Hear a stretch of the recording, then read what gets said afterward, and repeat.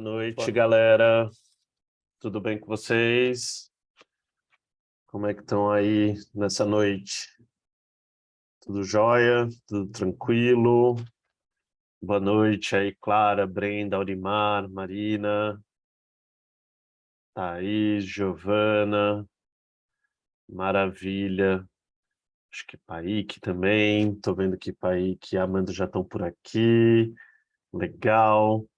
Bom, gente, hoje feliz aqui de ver que a gente já está com 40 pessoas, já já chega mais gente, sempre vai chegando mais, a gente tem tido aí umas 110 pessoas em média por noite, mas a galera geralmente vai chegando nesses primeiros minutos aí de aula, mas eu gosto sempre já de abrir para a gente já ir dando as boas-vindas para vocês.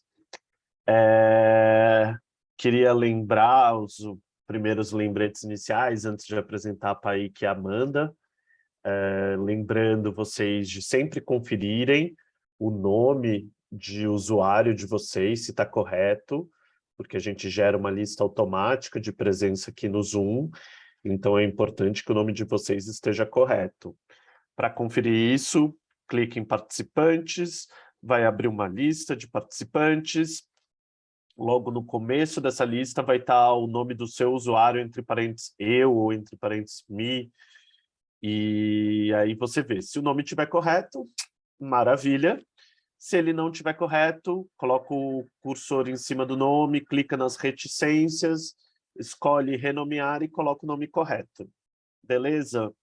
Lembrando que isso é bem importante para a gente, porque é assim que a gente confere a presença de vocês. E aí, lembrando que a presença, 75% de presença nas nossas aulas, também a realização de pelo menos 75% dos desafios que a gente passa, e hoje a gente vai passar mais um aqui para vocês, o último, e a realização da avaliação no final do curso, que a gente vai passar na terça-feira para vocês, que não é para avaliar o conhecimento de vocês, é para vocês avaliarem a gente. Essas três coisas são requisitos para a gente emitir o certificado do curso, beleza? Então, lembrando, presença nas aulas, fazer os desafios e preencher a avaliação final do curso, tá? A avaliação, gente, eu vou pedir muito que vocês sejam super sinceros. Aqui a gente trabalha no sincericídio. Falem o que vocês gostaram, o que vocês não gostaram, o que vocês acham que tem que melhorar. E é importantíssimo que vocês preencham essa avaliação, porque com ela a gente consegue melhorar. É com ela que a gente corrige rota, é com ela que na próxima vez a gente consegue fazer o curso mais acessível, é com essa avaliação que a gente consegue ter os parâmetros de onde a gente está acertando e onde a gente está errando. Então, isso é muito importante para a gente. E aí, gente, eu vou te dizer uma coisa, não sei se Bárbara está aí, quer dar um oi, mas Bárbara lê uma por uma das avaliações. Então, lê todas as avaliações, sistematiza aí essas avaliações, né, Bárbara? E Isso aí, pessoal. aí, é, inclusive, ela vê quando vocês tentam dar truque, viu, na avaliação também. Eu estou sabendo que tem gente tentando dar truque em outros cursos. Então, assim, gente, a gente pede muito porque a gente lê todas, sistematiza todas, e no final do ano a gente faz reunião da escola para a gente analisar os resultados agregados de cada curso e de todos os cursos e corrigir a rota para o ano seguinte. Então, por isso que é super importante para a gente ter, tá bom? Então, esse pedido aqui que eu fiz hoje, eu vou fazer de novo na nossa última aula, mas só para vocês sacarem a importância, tá bom? Bom, gente, então estou muito feliz de ter aqui Paik e Amanda com a gente. Vocês já estão aí, né, gente? Que aí eu já apresento vocês também. A Amanda, estou vendo aqui já com a câmera aberta. Vou já, Paik também, vou colocar aqui vocês junto comigo para dar as boas-vindas aqui para vocês. Primeiro, queria agradecer vocês terem topado o convite de estar aqui, compartilhando a experiência de vocês, o conhecimento de vocês com a gente, tá bom?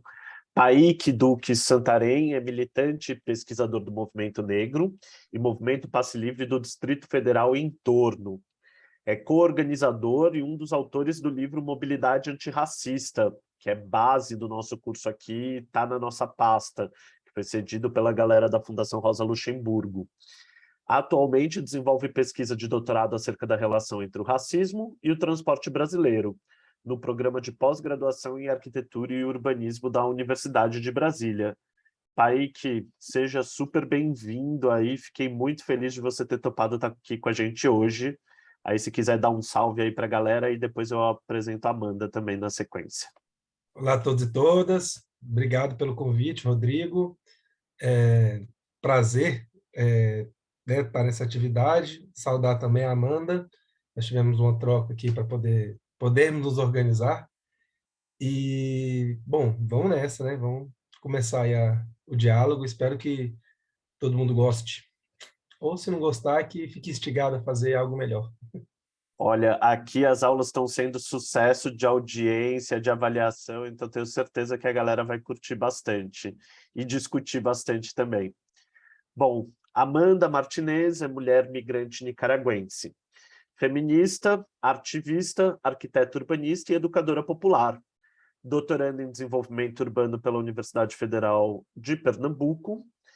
Na arquitetura e urbanismo, ela pesquisa assuntos vinculados à mulher e cidade, pobreza urbana, segregação social, colonialidade na produção do espaço e relações espaciais de povos indígenas no contexto da floresta. No tocante a povos da floresta, estuda o impacto da imposição de obras urbanas no contexto de comunidades tradicionais. Faz parte do coletivo de mulheres da revista Amazonas, do coletivo Revelar-se, da comunidade do Coque e de O Istmo, articulação centro-americanista. Atualmente também participa como aliada em CALP, Centro de Assistência Legal para Povos Indígenas, e APIAN, Aliança de Povos Indígenas e Afrodescendentes da Nicarágua. Amanda, super feliz também com você ter topado, tá aqui com a gente. A galera de Habitat para a Humanidade recomendou muito seu trabalho, disse que foi muito bacana o trabalho que você desenvolveu no COC, a tua pesquisa e o teu trabalho lá também. Então, fico muito feliz de você ter topado estar aqui com a gente hoje.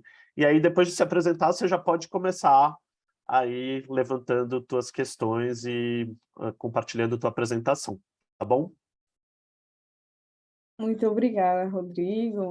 Obrigada, Paik, também, que foi um grande prazer começar a trocar ideias com ele. Espero que meu sotaque seja compreensível, meu pernambuquês nicaragüense. Boa noite a todos, a todas, a todos. Bom, eu sou Amanda Martínez, como já escutaram, nicaragüense, imigrante.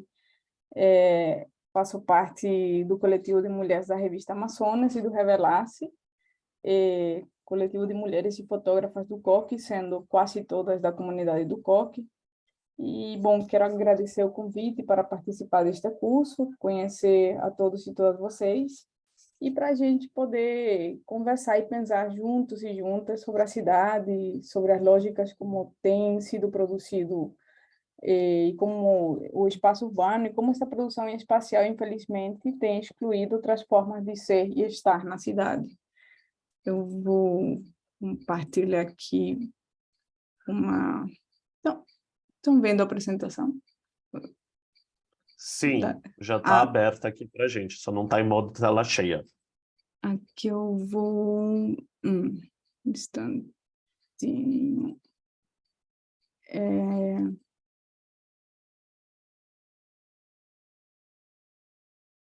Agora.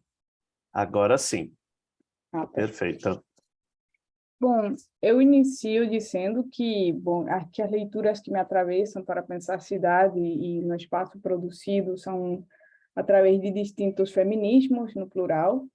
Tem sido mulheres das periferias, mulheres indígenas e negras, quem tem principalmente se posicionado sobre a condição patriarcal das nossas sociedades e como isto se agrava nos contextos destas mulheres. As demandas destes feminismos trazem o eurocentrismo, a imposição da cultura ocidental e do patriarcado para distintas formações de movimentos na América Latina, e também questionam o Estado-nação, né? como um modelo de organizar o poder que faz parte das imposições coloniais e que também tem criado governos totalitários, né, na região. Para mim é importante também definir que eu entendo como feminismos, no plural, as lutas que reivindicam a igualdade em distintos âmbitos da vida entre homens e mulheres. É uma luta contra as distintas formas de opressão que temos vivenciado as mulheres, e cada uma com suas especificidades em contextos, em geografias, culturas e tempos históricos particulares. Entendo eu os feminismos enquanto uma prática cotidiana, e não como uma palavra, um conceito que nasce na universidade. Digo isto porque esta luta supera por muito o surgimento desta palavra, pois isto vem de muito mais longe. Eu não enxergo os feminismos como nascido na academia, pois acredito que existe um sério problema na universidade para criar palavras e conceitos que são colocados na história oficial como surgindo nesse momento, quando a elite acadêmica cria estas palavras, mas, na verdade, na prática, isto existe há muito mais tempo, porque também existem outros contextos de mulheres que não usam, hoje em dia, nem esta palavra, feminismo, mas lutam por estes direitos de igualdade e autonomia. Então, no caso, assim, eu entendo, como eu disse, enquanto práticas emancipatórias que não nascem quando nasce essa palavra, incluso aquela que vem da língua do colonizador, que nomeia, né?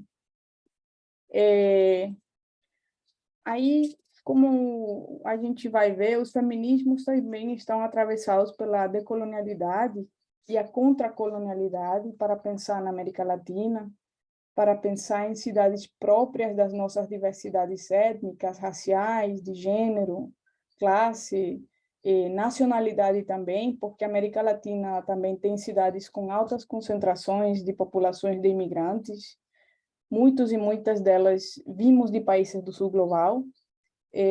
Temos a presença de muitos grupos de pessoas, algumas refugiadas da Venezuela, do meu país, Nicarágua, existem muitas migrações de pessoas que estamos no exílio, muitas pessoas do Senegal também, de Angola, que vêm para as cidades brasileiras, e todos esses componentes se colocam em jogo na hora de pensar a cidade e, portanto, a mobilidade urbana. Então, a migração também faz parte da mobilidade em outra escala. A cidade latino-americana possui também uma alta concentração de populações indígenas. Algumas populações que foram arrancadas das florestas ou dos rios e hoje moram em favelas em distintas cidades brasileiras. Segundo um levantamento feito pela MAP Biomas, que é uma iniciativa de universidades e ONGs, o estado do Amazonas possui o estado que está com maior porcentagem de favelas no Brasil, com 45%. Em seguida vem o Amapá, com 22%, o Pará, com 14%, e o Acre, que tem um 12% de população favelada. Também é importante ressaltar que os povos indígenas vivem, como qualquer outra sociedade humana, nas mais diversas e variadas geografias, e nem todos e todas moram na floresta. Nesse contexto particular, seria o caso, por exemplo, das populações quiché, na Guatemala, lá na América Central, por exemplo. Lá, estas culturas indígenas, por exemplo, na América Central, têm se caracterizado por viver em cidades planejadas desde a cosmovisão maia, principalmente. Existem indígenas em contexto urbano, em São Paulo também, em Recife, na comunidade do Coque. Isto apenas para tentar vislumbrar minimamente o nível de diversidade que coexiste nas cidades latino-americanas, para assim começar a pensar no assunto da mobilidade urbana. É importante também dizer que a cidade vai além do urbano, pois existem outras cidades com formas construtivas e organizativas distintas, mas para pensar sobre isso haveria que superar também a visão ocidental e realizar um exercício para tentar enxergar outros mundos e outras cosmovisões, no caso. Agora, entrando sobre um assunto da mobilidade urbana e o gênero, eu tenho me deparado em alguns departamentos de arquitetura e urbanismo com uma questão inicial, que era comprovar que existe, de fato, uma diferença na mobilidade urbana entre homens e mulheres, e existem duas questões iniciais importantes para enxergar essas diferenças de se deslocar pela cidade, que seriam a divisão sexual do trabalho e a compreensão do trabalho doméstico, e o que isto representa na mobilidade urbana. Aí o trabalho possui uma divisão por gênero, com tarefas específicas colocadas para homens e mulheres, no caso. E é importante entender assuntos culturais, porque as divisões de tarefas também variam de acordo com a cultura, e a cultura é dinâmica. Não é um aspecto congelado no tempo.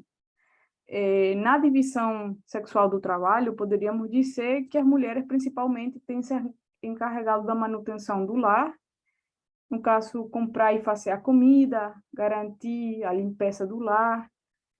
Para as mulheres mães significa levar as crianças para a escola, para o médico, ir para a costureira, ou conserto de alguma coisa, um aparelho, visitar pessoas idosas. Isso dito de uma forma muito ampla. O trabalho doméstico, a criação dos filhos e das filhas, os cuidados da saúde, a cura, entre outras questões, tem sido realizado principalmente por mulheres, falando isso de uma forma muito ampla. Isso cria deslocamentos diferenciados enquanto aqueles que são realizados por homens, no caso. Mas as coisas não funcionam nessa divisão social do trabalho entre os sexos, que termina sendo muito biologicista também. Até porque entender o mundo dividido genericamente entre macho e fêmea é uma divisão heteronormativa, porque existem diferenças de gênero, e a formação dos lares não é unicamente conformada pela família nuclear de pai, mãe e filhos, e existem diversos tipos de lares, com os avós cuidando dos netos e das netas. A velhice cria outras formas de mobilidade na cidade também, os lares com mais solo, que existem muitos, lares homoparentais ou os lares homomaternais, e tem pessoas que moram sozinhas, e a vida comunitária que está inserida na cidade também, para dar apenas uma pequena visão da complexidade da formação familiar, e para pensar também na complexidade da divisão do trabalho em função do gênero, que fazem com que as pessoas se desloquem de formas específicas. E que muitas destas formas não são pensadas no planejamento da mobilidade urbana, no caso. Colocando também que existem mais de 14 categorias de gênero, e a divisão homem-mulher termina sendo insuficiente. Esta questão do trabalho vai criar, então, uma divisão que vai gerar mobilidades diferenciadas. Um ponto ainda fundamental para entender a mobilidade urbana, que tem sido menos considerado, é o trabalho doméstico, como um conceito e uma atividade importante e necessária para reproduzir a vida, seja a vida material, física ou afetiva. E, bem, essa reprodução da vida, através do que se entende como trabalho doméstico, pode ser vista em como mulheres em distintos territórios e favelas do mundo se uniram para fazer comida, para construir pias nas suas comunidades, como fez a companheira Sara Marques em Caranguejo Tabaiares, Recife, lá em Recife, aqui em Recife, cuidar de pessoas doentes na pandemia de Covid-19, ou, por exemplo, nas enchentes que aconteceram em Pernambuco esse ano. Estamos falando desse outro conceito de trabalho que não está incluso no que se entende por trabalho e que também não é pago, mas que reproduz a vida e representa uma base social fundamental. Estou me referindo à mobilidade feita dentro do trabalho doméstico, até a mobilidade que realizam mulheres militantes que tomam frente nas suas comunidades em situações emergenciais e no cotidiano. Para pensar no trabalho doméstico, a antropóloga cultural Gayle Rubin traz uma crítica importante ao conceito de trabalho em Marx e a aplicabilidade de uma análise marxista à questão das mulheres. Dito de uma forma bem resumida, a reprodução da força do trabalho se entende como aquela que acontece por parte do operário na fábrica. Mas para este operário estar na fábrica, existe uma série de outros trabalhos que não são inclusos para que ele ou ela estejam lá. E isso acontece na dimensão do trabalho doméstico. Para reproduzir a força de trabalho, o trabalhador precisa de mercadorias, no caso, comida, roupa, moradia, combustível, para ele poder estar com saúde, com vida e com força para realizar o trabalho. Estas mercadorias precisam ser consumidas, mas para estas mercadorias se consumirem, alguém tem que prepará-las, porque o arroz não se cozinha sozinho. Aí alguém tem que cozinhar essa comida, as roupas precisam estar limpas, a cama feita, a lenha cortada, se for o caso, ou comprar gás, né? Toda esta série de trabalhos que são ignorados e não remunerados é que fazem com que o trabalhador ou a trabalhadora estejam na fábrica, no seu centro de trabalho, para reproduzir outra escala de trabalho, que é aquela que Marx discute. Aí, esse trabalho doméstico, que faz com que a sociedade se movimente, não está incluso, e isto cria planejamentos nas cidades que também não contemplam isto. Por isso, vocês poderão ver que as pesquisas de origem e destino dos transportes se localizam que as rotas principais são aquelas de caça-trabalho, mas em casa também se trabalha. Aí, então, caberia a questão de quem é que realiza o trabalho doméstico que está invisibilizado na mobilidade urbana. Aqui entra outra questão fundamental, pois este não é realizado pelas mulheres como um todo, pois existe um recorte de classe e raça para quem principalmente realiza essas tarefas. O conceito de mulher é muito amplo e precisa incluir também as particularidades do gênero, da raça, etnia, da classe social. E não é por acaso que feministas negras têm se pronunciado sobre o comportamento de feministas brancas e acadêmicas, economicamente independentes, que têm empregadas domésticas, que realizam esses trabalhos dos quais estamos falando aqui. No caso, também isto se refere ao papel que ocupamos nós, mulheres brancas, que temos privilégios raciais e de classe social, neste grupo.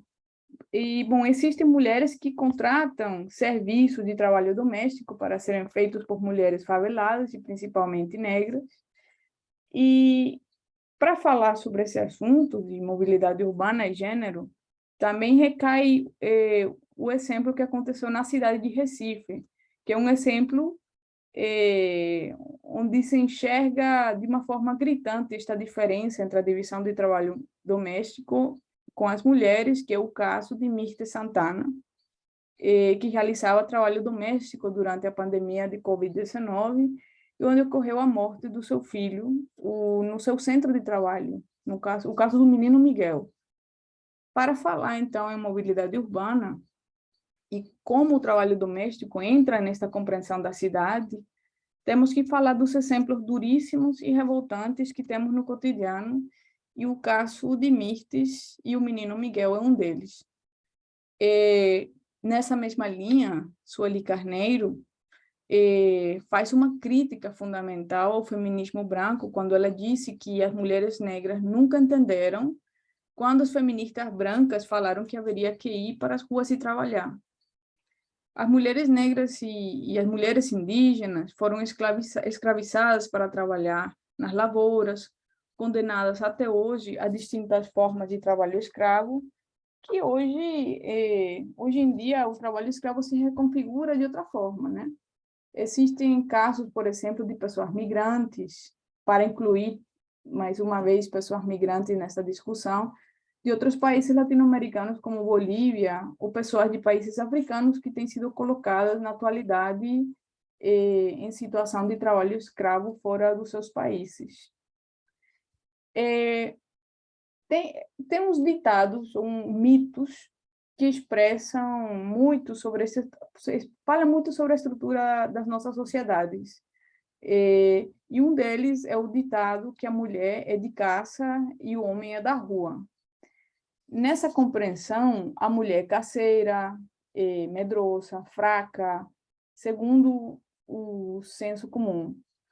A rua seria dos homens e das mulheres perdidas, segundo esse discurso. Seria uma forma de designar as funções entre homens e mulheres como se fossem leis naturais. Existem também descrições sobre os lares da elite no Brasil que colocam a caça como reservada, como um santuário que estava reservado para as mulheres. E isso está descrito num livro que eu escrevi sobre mobilidade urbana, exclusão social e mulheres. Representa isto um mito, porque este cenário, em algumas épocas, estava destinado principalmente para mulheres brancas, cis, principalmente das classes médias e altas. Mas de onde vem esse mito? Tem uma antropóloga que tentou compreender isto, a antropóloga Emily Martin, que analisou livros de texto das ciências naturais para entender por que o homem era entendido como móvel e a mulher como fixa e doméstica.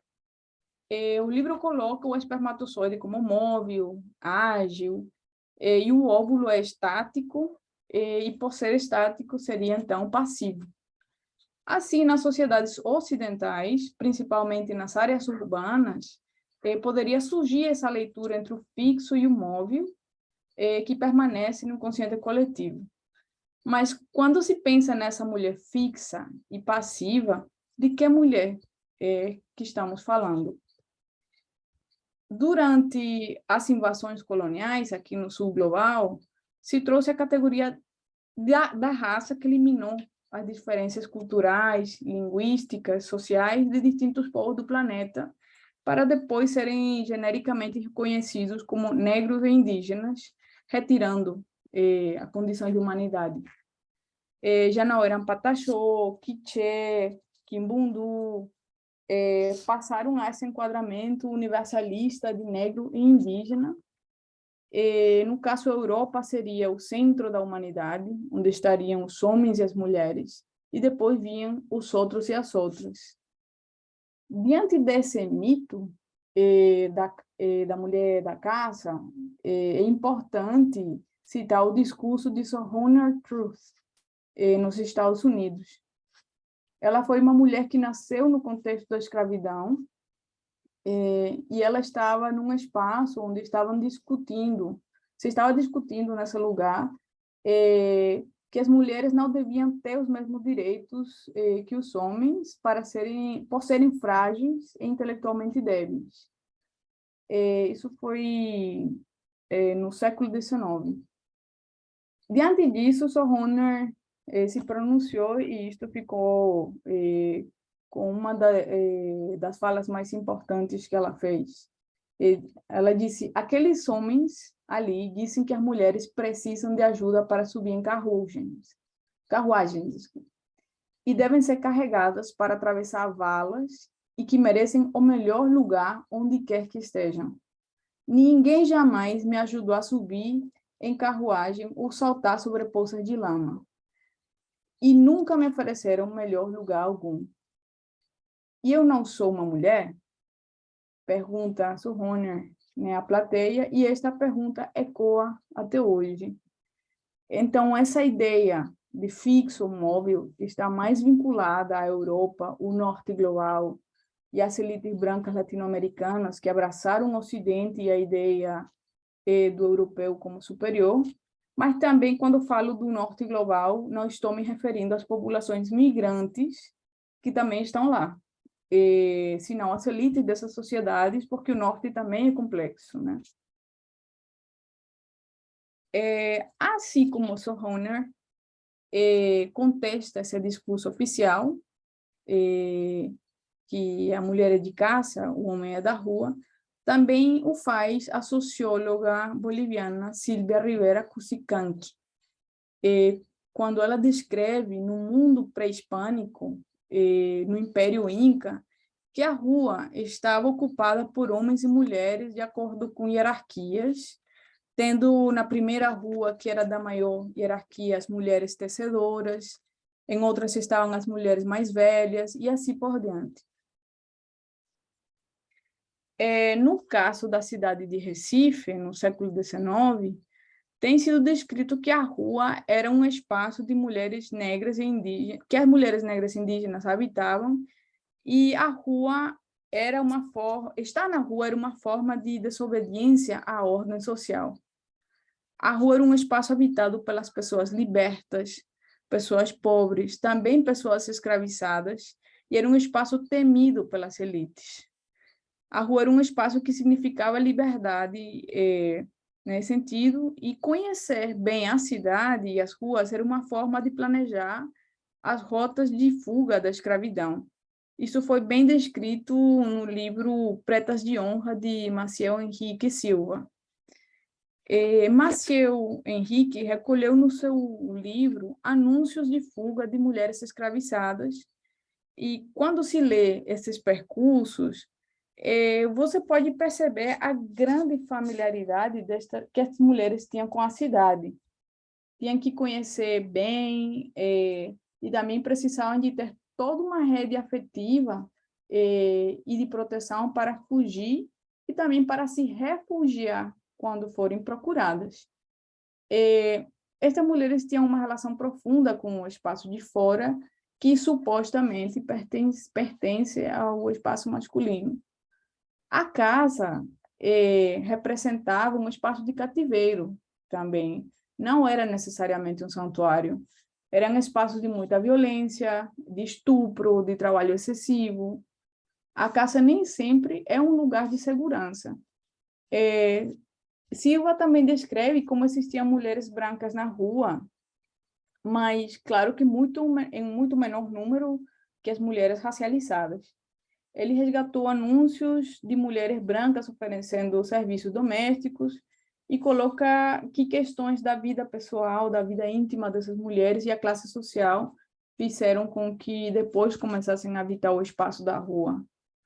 Hoje em dia, também se pode comparar a relação com a rua de mulheres vendedoras ambulantes, tapioqueiras, por dar um exemplo, e sua relação com a rua e a cidade, que também contestam esse velho ditado, né?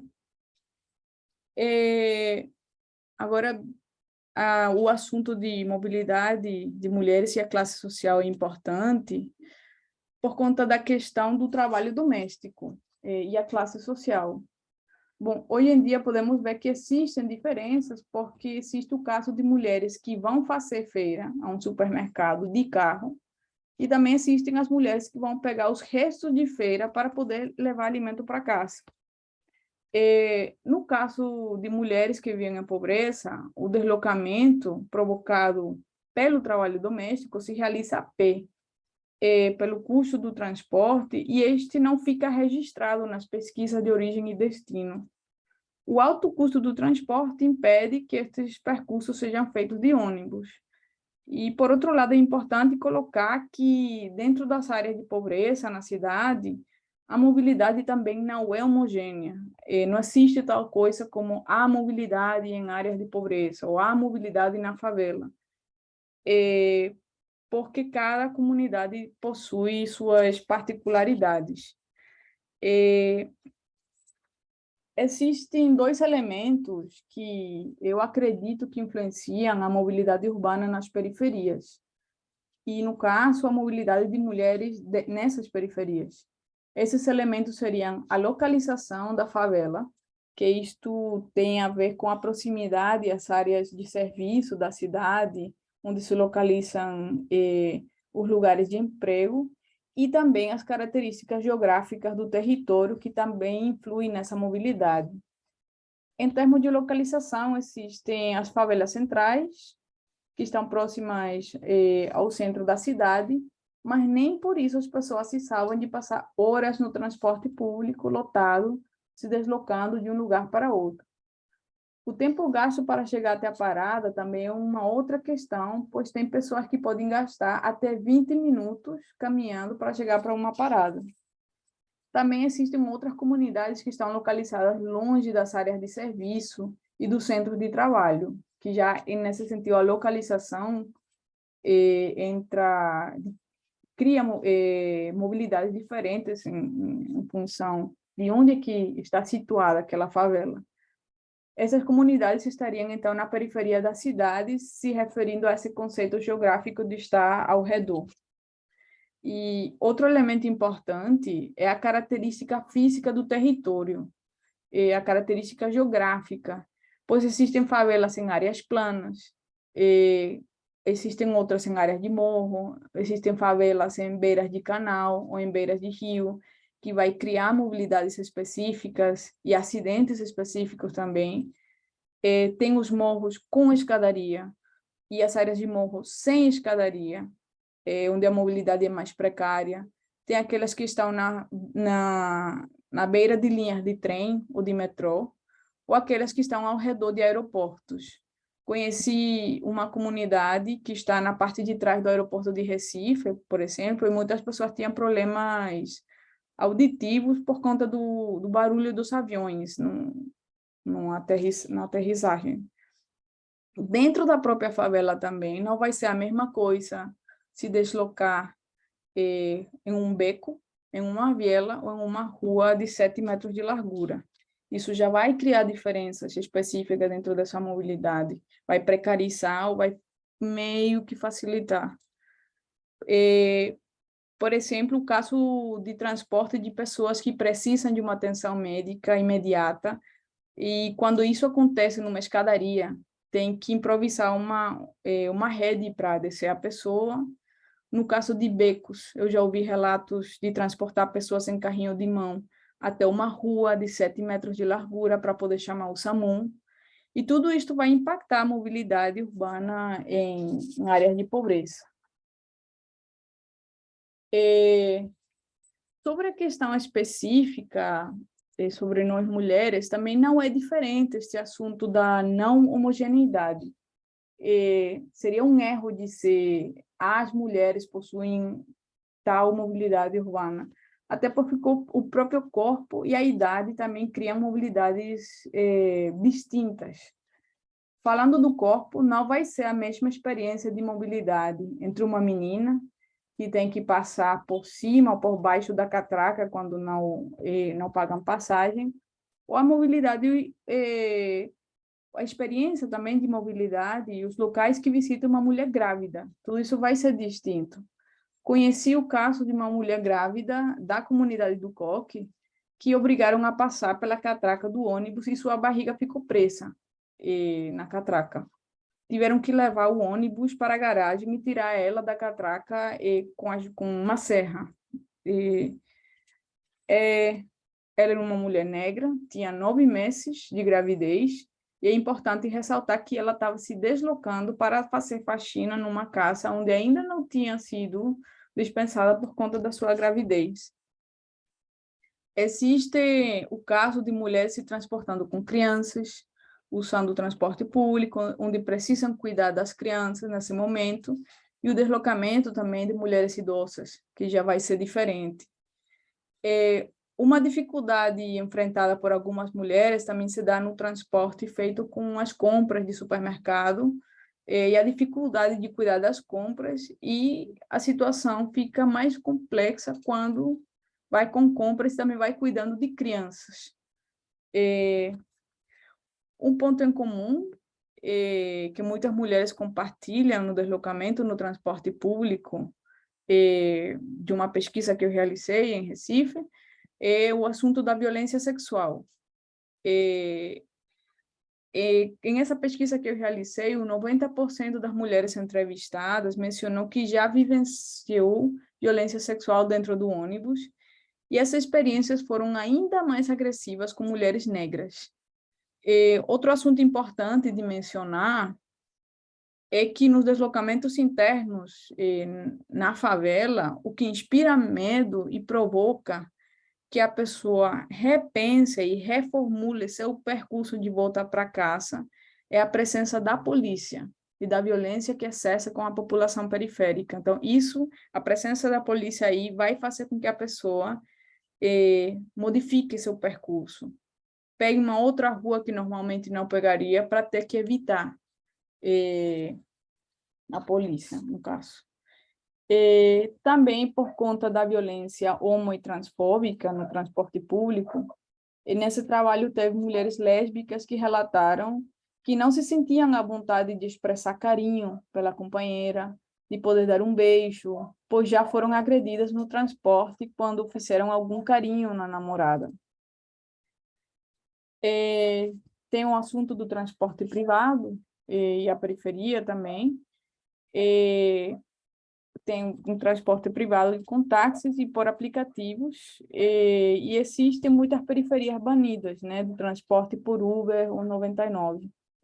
Muitos motoristas se recusam a entrar nas comunidades, ficando segregados destas formas de transporte, e isto vai comprometer assuntos como o lazer, pois muitas pessoas que se deslocam para festas, por exemplo, no transporte público, ou têm que retornar às 11 da noite, que seria mais ou menos o último ônibus, ou vai ter que esperar até às 5 da madrugada para pegar o primeiro ônibus para casa, e ter que dormir na rua. Ou, no caso, tentam pegar um Uber ou um táxi, com o risco do motorista deixar as pessoas em lugares muito perigosos quando ele souber que vão indo para uma favela, no caso. Existem, com isso já encerro minha parte, existem projetos de branqueamento e de segregação racial que têm utilizado a mobilidade nas suas distintas formas e a produção do espaço urbano como maneira de aniquilar populações negras e indígenas na América Latina. Poderíamos ter como exemplo o projeto de Grande Canal Interoceânico da Nicarágua, que é meu país. Nicarágua, bom, esse trecho que une a América do Norte com a América do Sul. Como podem ver nesse mapa, é o país que tem esse lago aí grande. Esse projeto de Grande Canal Interoceânico vem sido pensado desde o período das invasões coloniais no Istmo Centro-Americano, onde se buscava fazer um canal que conectasse ambos os oceanos para diminuir a distância percorrida por barcos cheios de mercadoria extraídas de nosso país, no caso. As elites brancas nicaragüenses, no passado, pensaram num canal interoceânico tanto porque enxergavam que seria uma saída econômica interessante para seu enriquecimento, mas também tinha uma condição de eliminação étnica e cultural. Essas elites pensavam num canal também para atrair imigrantes europeus para a Centro-América e, assim, segundo esse projeto de aniquilação, estes se pudessem misturar com as populações negras e indígenas da Nicarágua e da América Central, pois desta forma, como aparece em uma citação de um discurso de um bispo sobre o canal no século XIX, um bispo da Nicarágua, ele disse que as novas gerações em Centro-América, fruto dessas misturas raciais com esses imigrantes que viriam da Europa e Estados Unidos, teriam melhor aparência e superior cultura, pois estariam agora misturadas com estas outras populações de imigrantes anglo-saxônicas. Dessa forma, podemos ver como a produção do espaço e a mobilidade faz parte das ferramentas de projetos racistas que atravessam nossas sociedades. E com isto eu encerro e passo a palavra para a Paik, que vai falar com mais detalhe e propriedade sobre esse assunto, e agradeço muito o convite para todos vocês.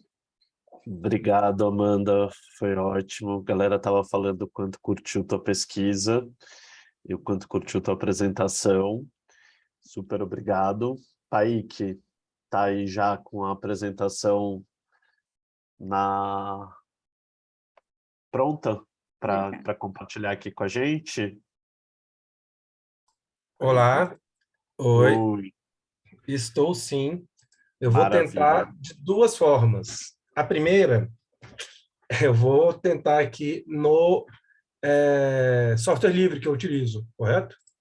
Tá, Que aí vai ser via PowerPoint.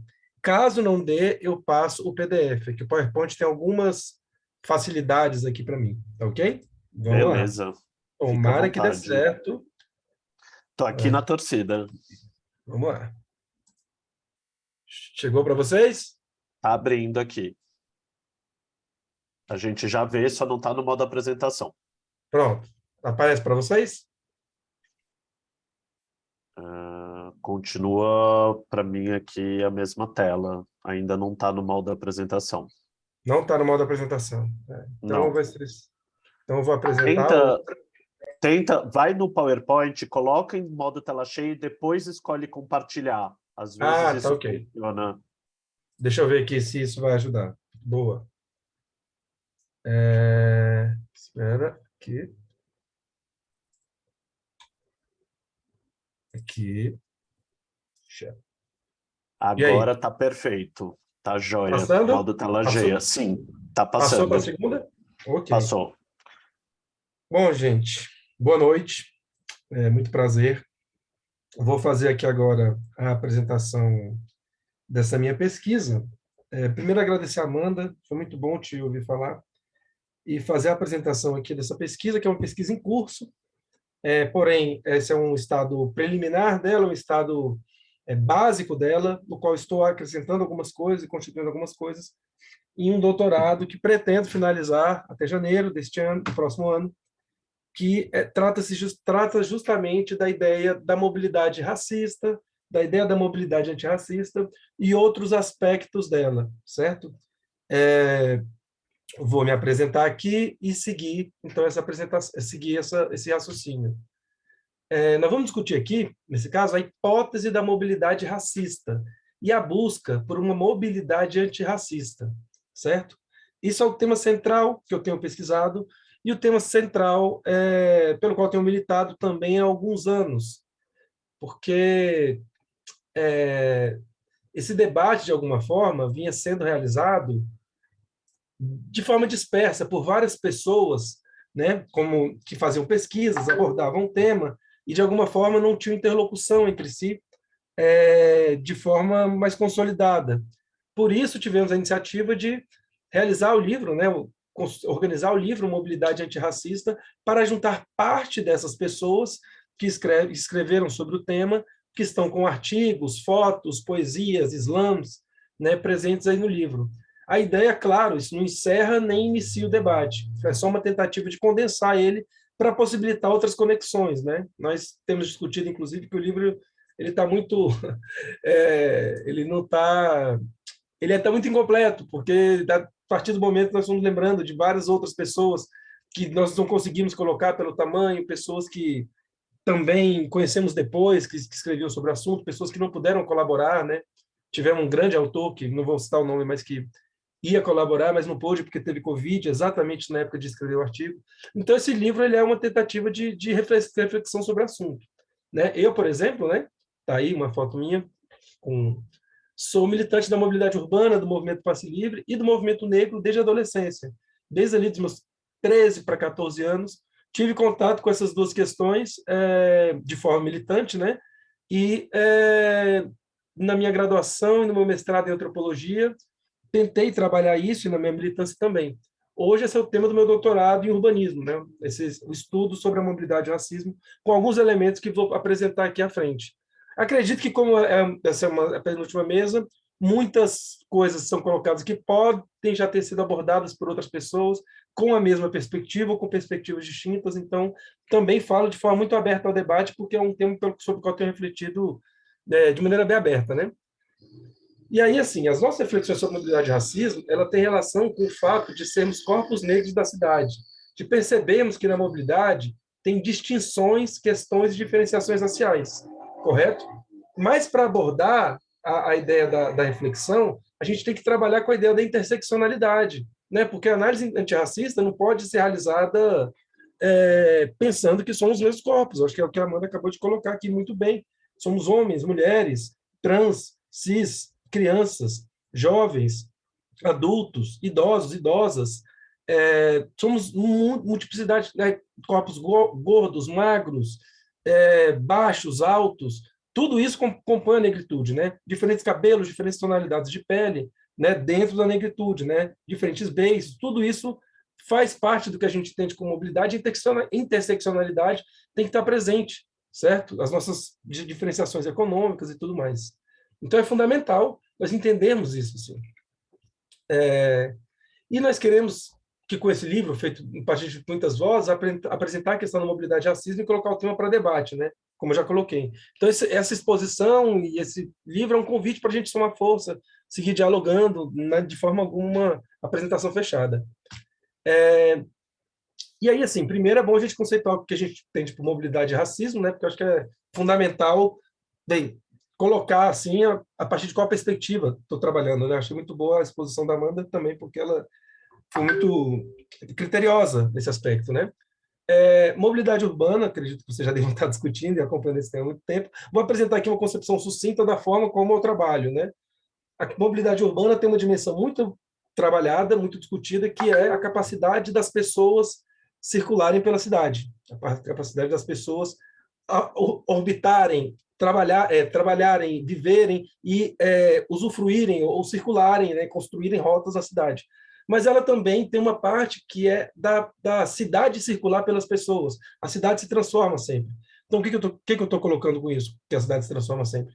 É que, se nós observarmos um bairro, observarmos uma favela, observarmos o centro da cidade, durante 10 anos, você pode ver que a cidade se movimentou ali, ela se transformou. Então, essa movimentação da cidade pelas pessoas, ou seja, um shopping que tinha ali não tem mais, um hospital que tinha ali não tem mais, um rio que tinha ali não tem mais, uma escola que tinha ali não tem mais, ou que apareceu ali, uma árvore que está ali há 400 anos e foi demolida para construir o prédio, para a hotelite. Tudo isso quer dizer que a cidade está se movimentando. Então, a mobilidade urbana ela é irmã do conceito do direito à cidade. Ela é irmã dessa ideia do direito à cidade, compreendido, né, tal qual o Henri Lefebvre colocou, mas também uma série de outras pessoas, né, e de outros autores, para além desse campo,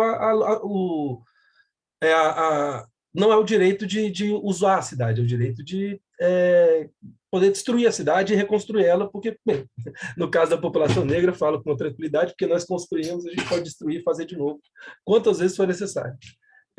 O racismo, então, nesse sentido, é um sistema de diferenciação, hierarquia e opressão entre pessoas que estrutura sociedades. Ela é uma coisa estrutural, é uma coisa sistêmica, né, como diz o Frantz Fanon, ou uma sociedade é racista ou ela não é, certo? Não há a sociedade meio racista, mais racista, menos racista. Se o Brasil é racista, enquanto sociedade, ele é racista. Se ele não é racista, não é racista. Não tem gradações disso, né? É uma estrutura sistêmica.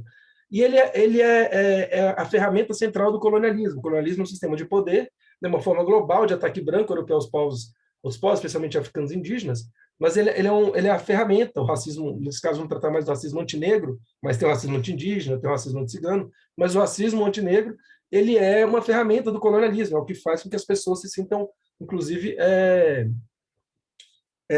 que as pessoas se coloquem em uma dimensão de dominação, né, e que a dominação possa ser exercida por meio do critério racial, a dominação colonial possa ser exercida por meio do critério racial, né, o colonialismo, que é algo que acontece entre países, mas também de forma interna aos países, certo?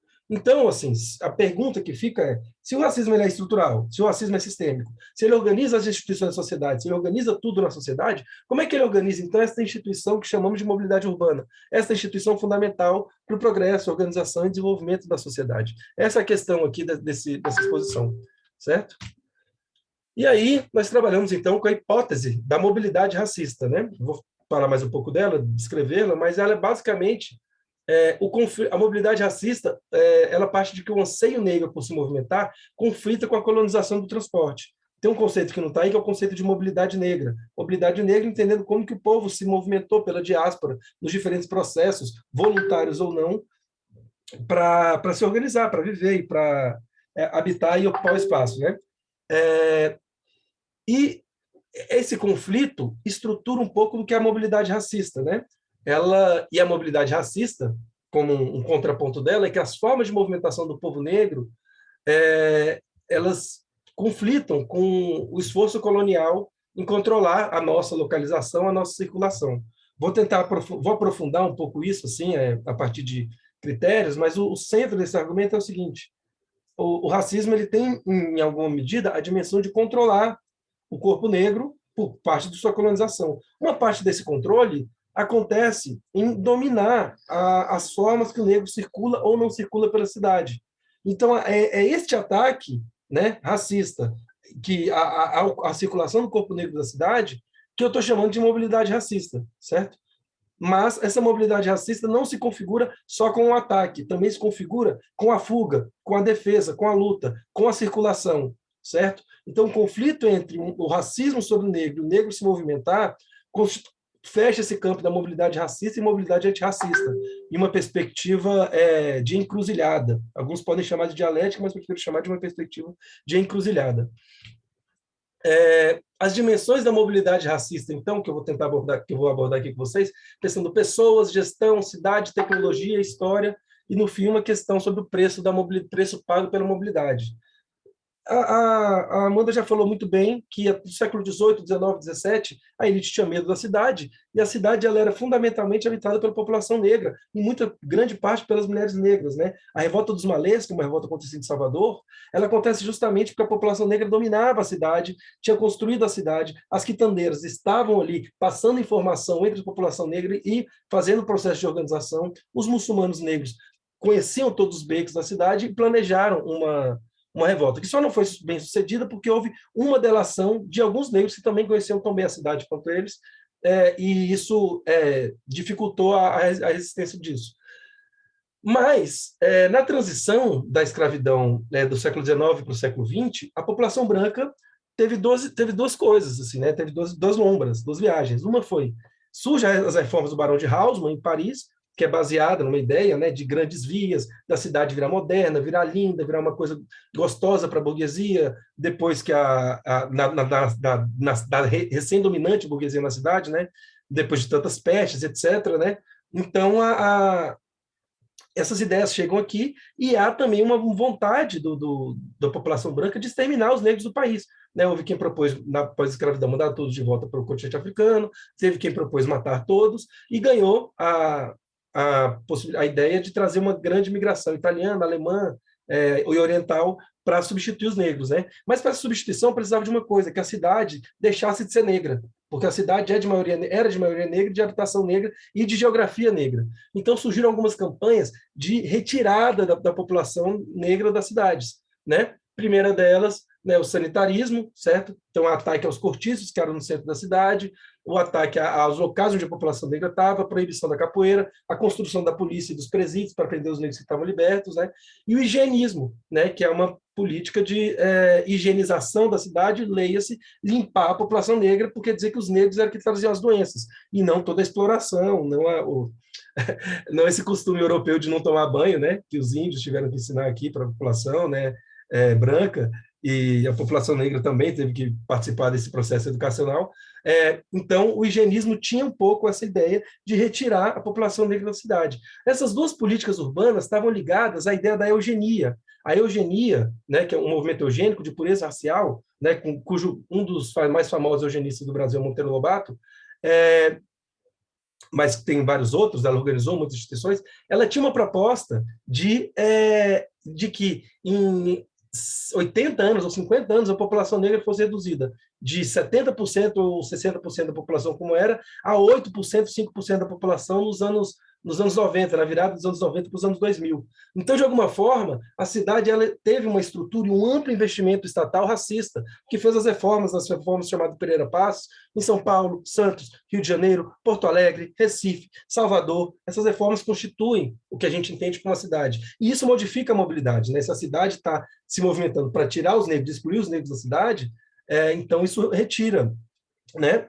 Há um parêntese só, estou passando um pouquinho do tempo aqui, meu programado, mas há um parêntese, que a cidade ela também tem população negra na cidade, mas tinha população negra ao redor, nos quilombos que estavam ao redor da cidade e saqueavam a cidade regularmente, né? Pessoas que foram expropriadas de tudo, né, do seu território, etc., durante toda a vida, se organizavam ao redor da cidade e iam ao meio da cidade para roubar as elites. Né?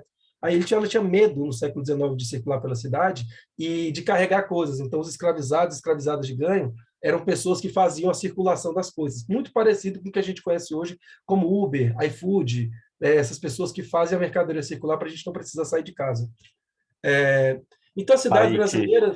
Oi? só para te dizer para você ficar tranquilo em relação ao tempo, viu? A gente Ah, não, está aqui com folga, então não precisa correr. Toma aí seu tempo, tá? tranquilo. Se eu estiver falando muito rápido, porque eu tenho esse costume, eu sou natural do Mato Grosso, lá a gente fala muito rápido na minha cidade, Barra do Garças.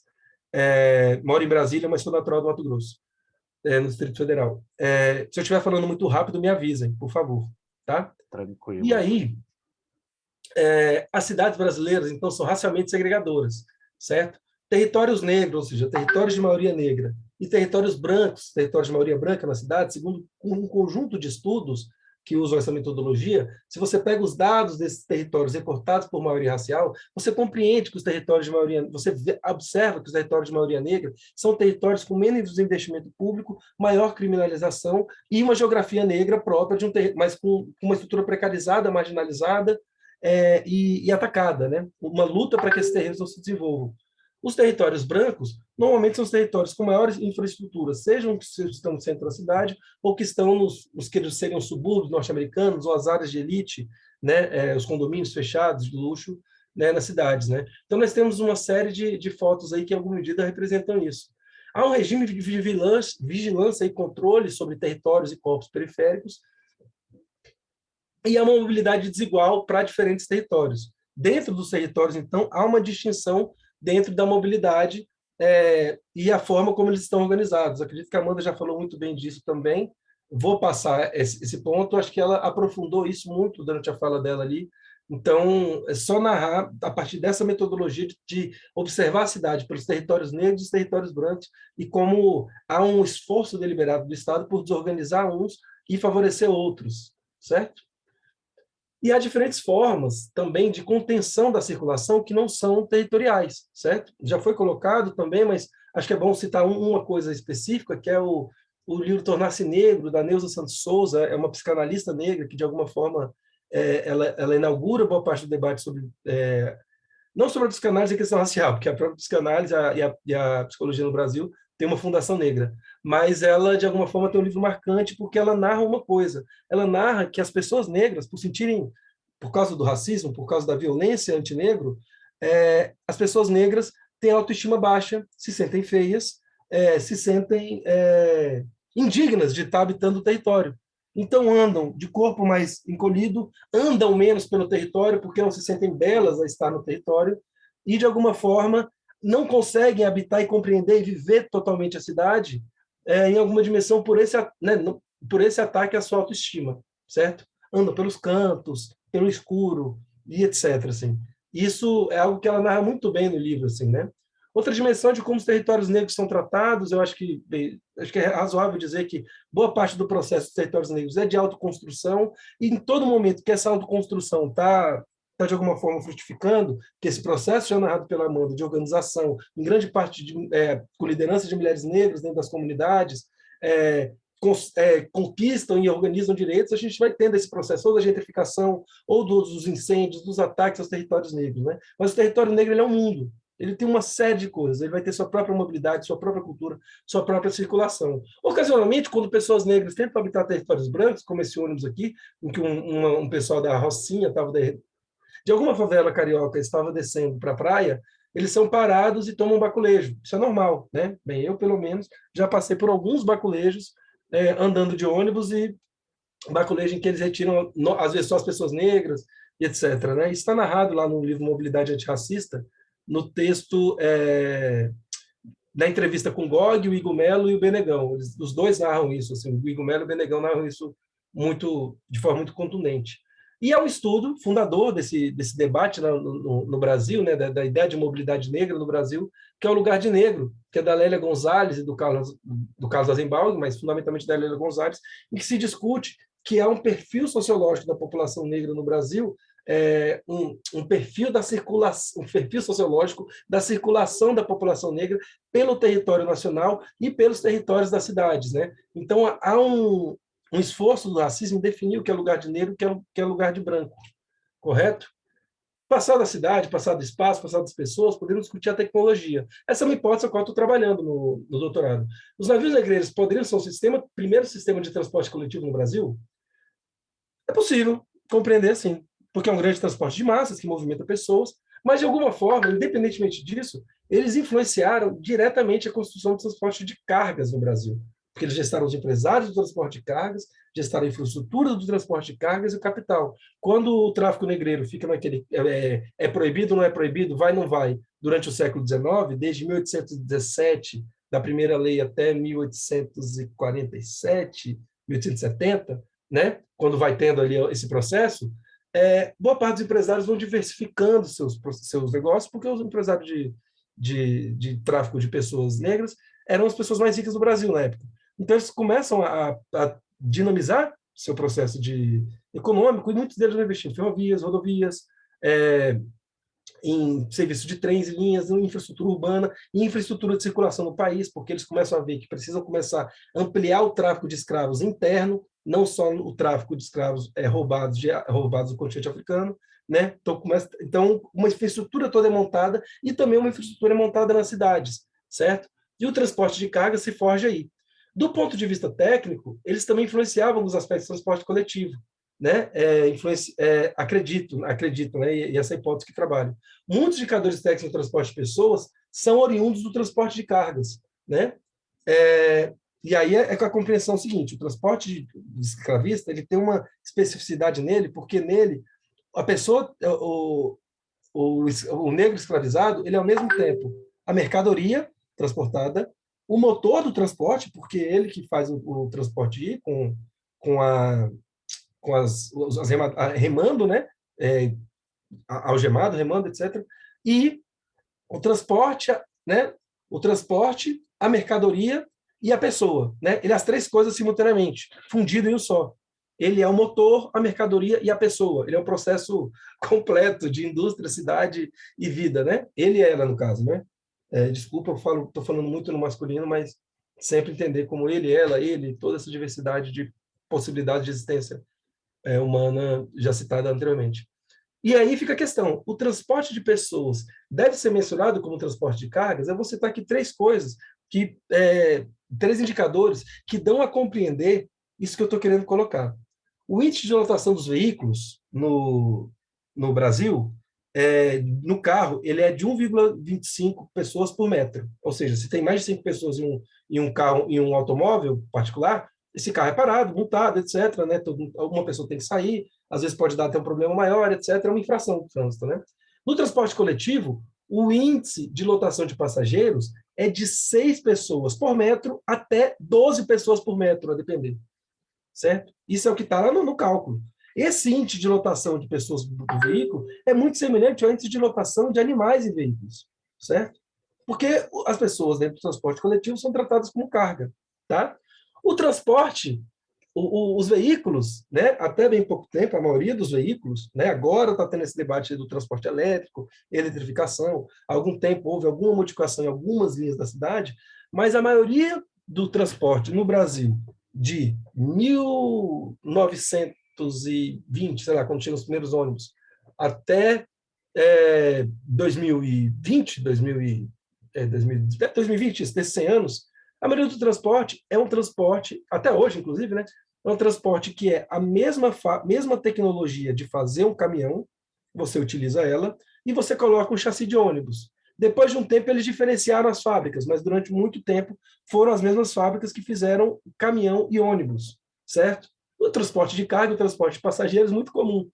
Para vocês terem uma ideia, durante o século XIX e até a montagem do Ministério dos Transportes, acho que em 1970, o Ministério de Transportes e Cargas era o mesmo, e com os mesmos técnicos, né? Acho que até 1960, 70 tem essa divisão. Aí você tem o transporte de pessoas numa sala e o transporte de cargas em outra.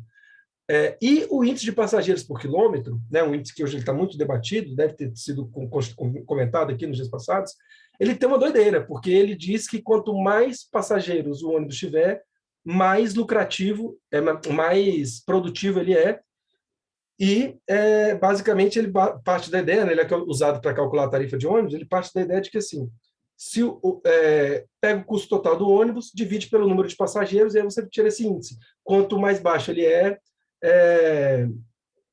enfim, quanto mais passageiros tem, melhor ele é, quanto menos passageiros tem, pior ele é. Porque esse índice de passageiro por quilômetro, ele é uma coisa que força os empresários de transporte, né? Não que sejam pessoas bonzinhas, os empresários de transporte, mas ele força os empresários de transporte, ou os empresários se forçam, a colocar mais pessoas no ônibus para ele ser mais lucrativo. Porque se cada pessoa pagando passagem vai transformar o transporte em mais...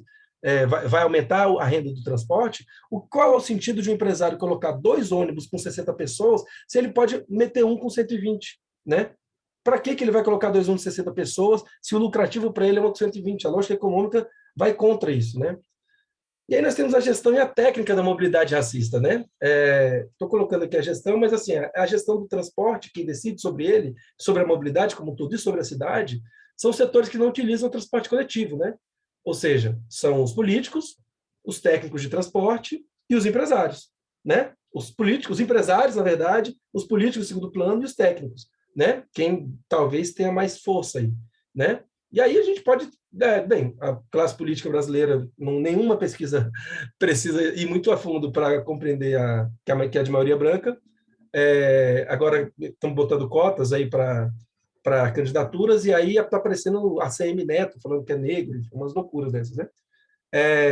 O governador aqui do DF, o Ibanez, diz também que é negro, né? Um absurdo, absurdo. Enfim, isso como é que é o nome? É um oportunismo, né?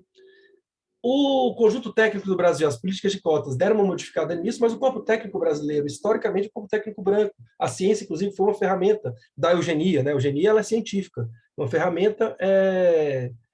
A ciência foi uma ferramenta da eugenia para afirmar uma suposta superioridade europeia. Deixa eu só abrir a janela aqui. Então, a ciência ela é majoritariamente branca e racista, né? A história da ciência, a história social da ciência no Brasil e no mundo tem vínculo com racismo direto. E os donos das empresas também. Se você pega qualquer ata dos empresários, das empresas de transporte, você pode buscar, tem isso, né? Esses dados eles estão mais citados lá no artigo que eu escrevi, que é o ensaio sobre a mobilidade racista. Tem lá onde você achar cada um desses dados, né? E o racismo a gente pode observar ele também, né? Eu falei muito de transporte coletivo, mas a gente pode olhar ele em todos os outros modais, tá? Então vou dar uma passadinha rápida aqui para a gente poder dar uma analisada, uma aprofundada nisso, né? Então a primeira coisa assim, esse dado eu gestei ele junto com um amigo, pegando os dados do IBGE,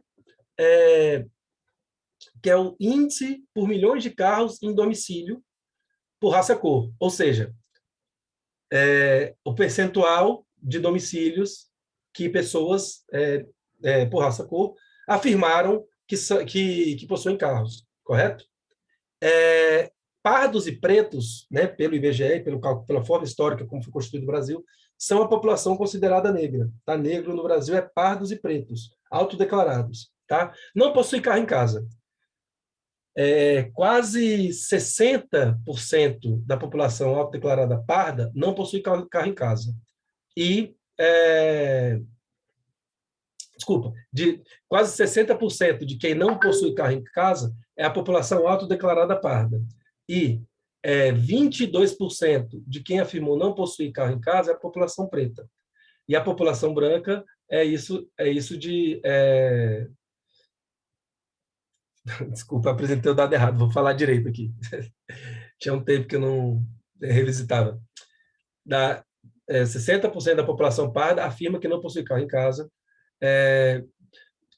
13% da população preta afirma que não possui carro em casa e 30% da população branca afirma que não possui carro em casa. Se você somar os pretos e pardos da população preta, né, no total aí, então é muito maior que a população branca. E da parte que possui carro em casa, a população preta é 40%, nesse índice, 40%, população branca quase 60% nesse índice, a população negra quase 10% nesse índice. Ou seja, somando pretos e pardos, você chega na população negra com uma grande parte que não possui, que a população negra é minoria entre quem possui carro em casa e maioria entre quem não possui carro em casa, correto? Então, é um dado simples, a população negra não tem carro e tem menos carro que a população branca em casa. Tudo bem, normal, previsível, né? Aí a gente vai para uma outra questão, né? Que é o chamado sinistro, que é quem morre em acidente vinculado à mobilidade. Os acidentes com motos matam mais jovens, negros e pobres, segundo uma pesquisa apresentada na Globo, no jornal Globo. E eu também já citei esse dado aqui, que é os óbitos, né, os sinistros, por cor, raça, segundo, em caso de acidente de transporte. Tá? Isso tá lá no DataSUS. A população branca, de 2002 a 2018, a população branca, como um total, foi 117 mil pessoas que morreram em sinistro de transporte, né? Que é um número alto. Né? A população parda foram 140 mil pessoas que morreram em sinistro de carro. Já é mais do que a população branca sozinha. E junto com a população preta, chega aí a 157 mil pessoas que morreram em acidente de carro, né? Acidente vinculado à mobilidade. Ou seja, a população negra tem menos carro, mas morre mais por acidente vinculado ao trânsito, aos carros, né, aos veículos. Como é que a gente explica isso? Os carros da população negra talvez sejam piores, não tem airbag, a população negra anda a maiores distâncias, isso gera extenuantes. A população negra, quando sofre acidente, vai ao hospital, talvez o hospital deixe morrer mais pessoas negras que estão acidentadas no hospital, né? Talvez não, isso acontece. Então, nós estamos vendo aqui, assim, como que o racismo, ele opera em locais onde a gente não esperava que isso fosse acontecer. Porque se a maioria de quem anda de carro é branco, a maioria do acidente é branco. Não é porque os negros dirigem pior, isso não há nenhum dado que afirme que a população negra dirige pior que a população branca, certo? Andar a pé na cidade, né? Acho que, como já foi afirmado, pelo colégio policial, pela violência branca nos bairros, pela autoviolência, é uma tarefa facialmente marcada, né? É um traslado complicado, trabalhoso, perigoso. Tem que ser longa distância, tem que ficar ligado, tem que ficar atento para não ser confundido com polícia, para não ser confundido pela polícia com bandido, para não ser confundido pelo bandido com polícia, para não ser confundido pelo morador com bandido, para não ser chamado a ter que trabalhar ou parado na rua no lugar para... Ou você está trabalhando aqui, né? Sei lá, às vezes estou com a camiseta do Flamengo em um bar, e aí, ou em um bar, ou em uma loja qualquer, que está todo mundo uniformizado, a pessoa me para me pedir informação, né? Então, andar na cidade, viver a mobilidade da cidade, implica nessas dimensões. Homens e mulheres realizam isso. As mulheres sempre estiveram presentes, circularam pela cidade. As mulheres negras sempre fizeram isso. Tá? Os trens e metrôs, acredito que vocês viram a fala da maravilhosa Rafaela Albergaria, que ela fala dos homicídios dolosos em trens, explica a situação que aconteceu com a prima dela, e explica como eles estudaram e viram que a maioria das pessoas que morrem em acidentes de trem são negras, a maioria das pessoas que estão em litígio, que sofreram esses acidentes, também são negras, e que há um processo de abafamento disso por parte do poder público, das empresas, etc. E também as disputas que envolvem os metrôs sobre o centro das cidades, né? Aqui em Brasília, quando foram construir o metrô do centro da cidade, no centro da cidade, ligando as regiões periféricas, houve mobilização para que não se construísse metrô. Em Higienópolis também, né? No Rio de Janeiro também. Enfim, essas mobilizações elas têm um caráter racial. Quando vão ligar a mobilidade de bairros negros, de territórios negros a territórios brancos, esse tipo de movimentação e de mobilização acontece. No ônibus, a gente já tratou, mas a maioria dos usuários de ônibus são negros e negras, e as mulheres negras também são a maioria no transporte, realizam mais trajetos, sofrem violência, tem a violência dentro do ônibus, ao sair do ônibus, tudo isso acontece também. Acho que é importante a gente ter esse marcador do que é a mulher negra no transporte coletivo e o que a mobilidade da mulher negra está expressa aí. Negros de bicicleta, tá? Negros de bicicleta, a todo movimento pela mobilidade ativa, mas os negros de bicicleta normalmente estão a trabalho ou têm que fazer trajetos muito mais longos, sofrem mais acidentes, são mais atropelados. É uma bicicleta que é compulsória, aquela bicicleta do prazer, da saúde, etc., de melhorar a circulação, baixar a pressão, etc. e tal, né? Não é a bike ativista, né? A bike compulsória. Normalmente são outros tipos de bicicleta, né? Não é aquelas Shimano, etc. e tal, né? Então, a condição negra da bicicleta ela está também vinculada a esse processo da urbanização e do trabalho, também vinculada a esse processo de uma dominação algorítmica e reescravização de ganho de pessoas negras, né? E aí a gente entra nessa outra dimensão, que tem um vínculo direto com a mobilidade, que é o racismo algorítmico na mobilidade, né? Racismo algorítmico parte desse conceito de que o racismo ele tem de que os algoritmos foram forjados por pessoas e esses algoritmos foram forjados com critérios raciais. É aquela coisa, né, que não sei quem já viu esse vídeo, de você pegar uma câmera da Kodak e ficar olhando assim, rodando, e a câmera não identificar o corpo negro, né? A câmera ela foi montada com base num flash, né? A câmera fotográfica básica, com base num flash, e o flash pega parte da pele que reflete e a parte que não reflete faz a distinção. Só que como o corpo negro, como ele foi feito para corpos brancos, para peles brancas, o flash sobre o corpo negro é distinto. Então as fotos de pessoas negras deformam mais as pessoas negras ou embranquecem mais elas, porque pegam o refratário da parte da pigmentação clara da população negra, né? E esse racismo, então, da tecnologia, ele, de alguma forma, foi para a dimensão algorítmica. Tem um amplo debate sobre o racismo algorítmico. O Davidson é um intelectual brilhante que escreveu um livro sobre Fanon e o colonialismo digital. Sugiro a todos ler, procurar por ele. Mas esse racismo algorítmico ele tem tido impactos diretos de pessoas que têm sido presas e reconhecidas por causa da vigilância nas cidades, né? Algoritmo que tem identificado pessoas negras como pessoas como que gente cometeu crime, e a pessoa depois demora anos para provar que não, na questão do reconhecimento facial, a questão da vigilância, da diferenciação por meio das câmeras. Você ficar vigiando se tem uma pessoa negra habitando certos espaços brancos ou territórios brancos. Elas normalmente têm sido expulsas, têm sofrido mais violência, e a uberização. A uberização, o Uber, ele, de alguma forma, ele recoloca a população negra em uma condição precária de trabalho, ele precariza a população negra do trabalho e tem uma série de casos de violência e de racismo, tanto de Uber ou iFood com clientes, quanto de clientes com entregadores de iFood, Uber, etc. Né? Os casos são muito grandes. Então, isso está vinculado à mobilidade, isso está vinculado à circulação da população negra no espaço, certo? Porque é a circulação tanto do trabalho como da mercadoria, como a sua própria circulação na cidade que é prejudicada, né? O Uber, ele tem prejudicado a mobilidade, porque com o Uber o Uber não vai a determinados bairros, a determinados horários, né?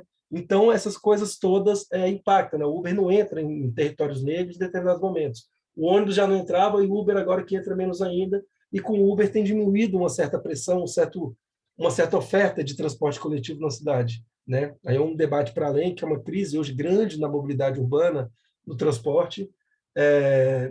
A pandemia teve um impacto grande nisso, e o transporte tem reduzido sua oferta violentamente nas cidades. E aí tem uma questão do preço pago pela mobilidade, que é de que a mobilidade urbana tem duas fontes de financiamento principais. Uma é a tarifação direta, que é a passagem, e outros são os impostos, certo? O transporte é isso, mas fundamentalmente a tarifação direta é a maioria do preço pago pelo transporte, e outras são os impostos, que são os recursos públicos que são destinados à mobilidade, né? Para subsídio, para infraestrutura, etc. Os impostos brasileiros são cobrados de forma regressiva. Os mais ricos pagam menos impostos, os pobres pagam mais. Seja o imposto sobre compras, etc., né? Já tem uma ampla literatura sobre isso. E a verba pública destinada para a mobilidade prioriza o automóvel em detrimento do transporte coletivo. Prioriza o transporte que realiza a diferenciação racial, que tem uma maioria de pessoas brancas com propriedade dele e uma maioria de pessoas negras que morrem nele, né? E naquele dado lá que eu citei, quando você pega os dados de casos de pessoas negras, pessoas brancas, ele passa de 100%, mas é porque você tem casas interraciais, que são um tanto no Brasil, né? E aí o preço pago pela mobilidade também tem essa dimensão. As tarifas mais altas colocam mais carros nas ruas e elas geram um ciclo vicioso, porque menos pessoas usam o transporte público, quando aumenta a tarifa, mais pessoas optam pelo transporte individual, isso gera mais congestionamento, menos pessoas usam o transporte público, porque também podem pagar menos pelo transporte, né? Então o transporte entra num ciclo vicioso que o leva a uma crise.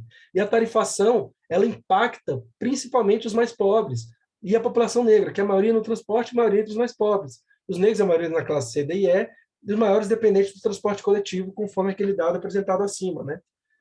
Esse dado é do INESC. Ele está cortado aqui, né?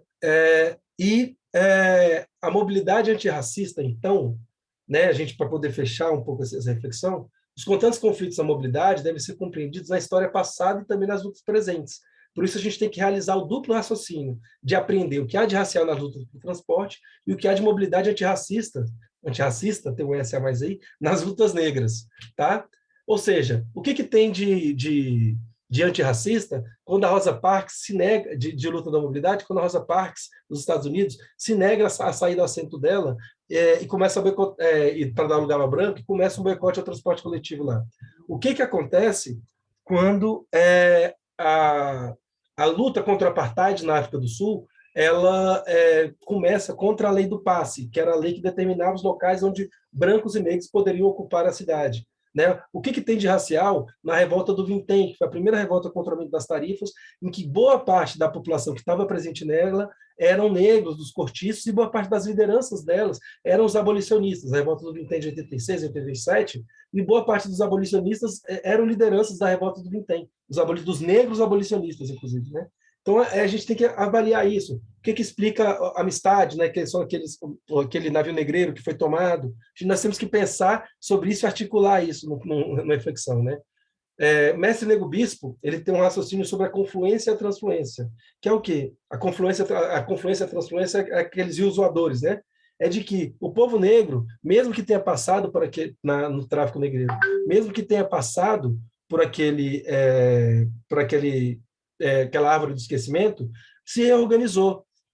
E, de alguma forma, mesmo que tenha tido tudo deixado na África, reorganizou-se no território, junto à população indígena, e construiu o território também com seus aspectos, suas características, suas formas de luta, suas formas de espiritualidade, suas formas de território. Então, há uma mobilidade aí também que está para além do transporte coletivo. Há uma mobilidade que é uma mobilidade que é essa mobilidade transcendental que a população negra tem e que, por meio dessa mobilidade, ela consegue superar o aprisionamento corporal, certo? Essas trocas que a população negra consegue fazer por meio do batuque, por meio de uma série de coisas que nós temos que entender. Então, são tecnologias negras nessa mobilidade antirracista. Né? As religiões de matriz africana que têm sido atacadas, por outro lado, elas são espaços de conjunção de saberes, de conhecimentos, de resistência, de reorganização, de criação de autoestima, de vínculo com o espiritual, de confluência e de transfluência, certo? Então, a mobilidade ela é um campo de conflito constante e, ao mesmo tempo que as tecnologias de colonização são desenvolvidas, a resistência vai surgir de forma mais distintas.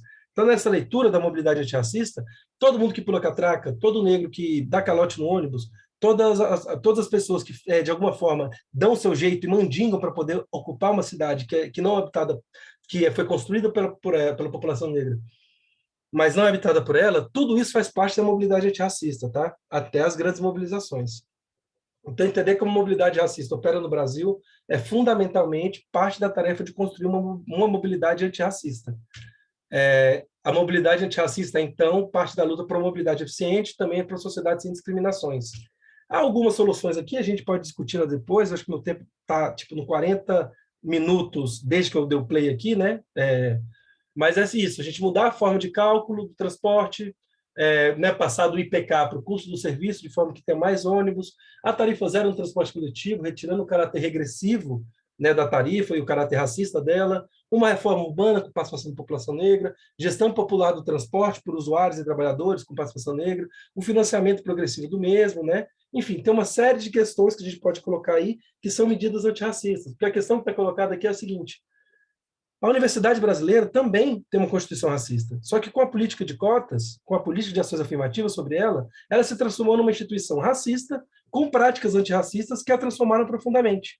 Né? As ações afirmativas são isso, você observa o racismo institucional, vê o racismo em uma instituição da sociedade, e por meio do ataque ao racismo daquela instituição, você reverbera para outros setores. Então, uma série de políticas antirracistas na mobilidade podem reverberar para uma série de outros setores, uma série de outros setores onde o racismo está presente. Assim como ações antirracistas na saúde, na educação, na habitação, né, reverberam. Então, os pensamentos aqui é de como constituir ações antirracistas dentro da mobilidade. Ok? Muito obrigado, agradeço a todos pela paciência, todos e todas e todos pela paciência de me ouvir. E tem outras ferramentas nessa luta, espero que a gente consiga conversar sobre elas, tá? Obrigado e vamos conversar. Paciência, que nada. O tempo passou tão rápido, pai, que com esse baita aulão foi ótimo. Foi super bom aqui. A galera comentou e levantou várias questões no chat durante a tua aula. Então, isso mostra que você levantou reflexões super relevantes aqui para o nosso curso, para a Eu, nossa discussão. Fala. eu já parei já parei de, como é J- que é o nome? De Compartilhar a tela. compartilhar. Já, Já, né? Tá já, bom. fica tranquilo. Fica tranquilo, já estamos aqui só nós aqui. Eu vou colocar nós três aqui na roda agora para a gente conversar um pouquinho. E aí vou te dar um tempo para você aí molhar a garganta. Então, vou começar colocando a primeira questão aqui para Amanda, que Vitor tinha colocado no chat, perguntando para Amanda como você compreende os limites e avanços de aplicativos de denúncia de violência contra a mulher e ações como viagens gratuitas para a delegacia da mulher. Você acha que essa é a pergunta dele, isso de alguma maneira altera as correlações na mobilidade, correlações de gênero e tal?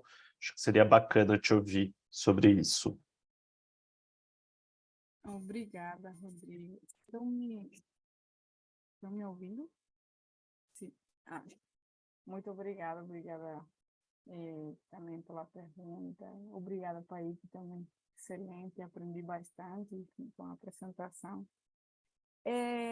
Sobre aplicativos de denúncia de violência e a questão de levar mulheres para a delegacia, infelizmente, o que eu tenho notado é que a aplicabilidade, por exemplo, da Lei Maria da Penha para mulheres periféricas, para mulheres não brancas, é complexa, primeiro porque eu acredito que existe uma normalização da violência que vivenciam as mulheres não brancas, as mulheres racializadas.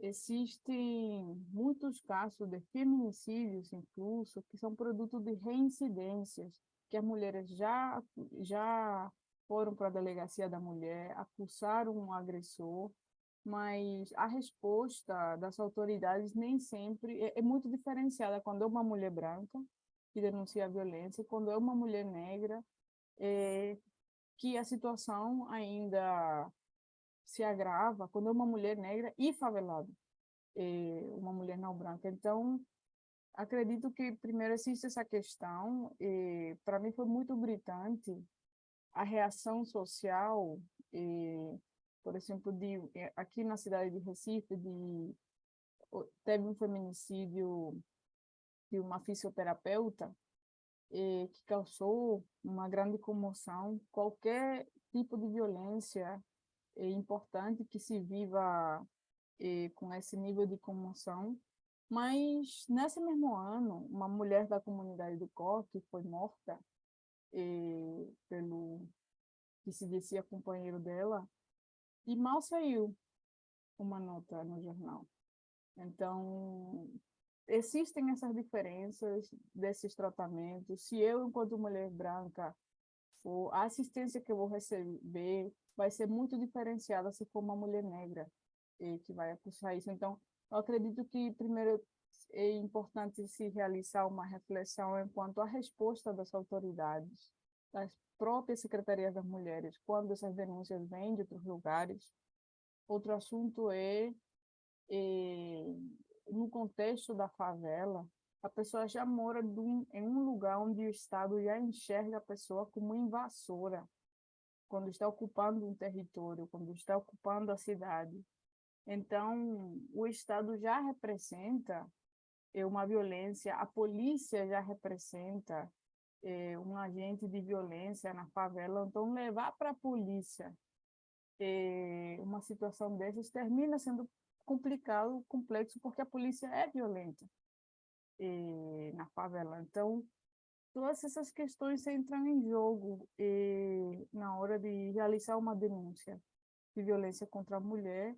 E, como eu digo, tem um caso também, e esse caso é recente, que foi polêmico, de uma mulher que foi aqui na cidade de Recife, uma migrante argentina, que foi espancada por um homem. problema é que o homem era um polícia militar. Então, o que acontece nessa caso? Como se denuncia a própria polícia por essa violência? Então, existem essas questões que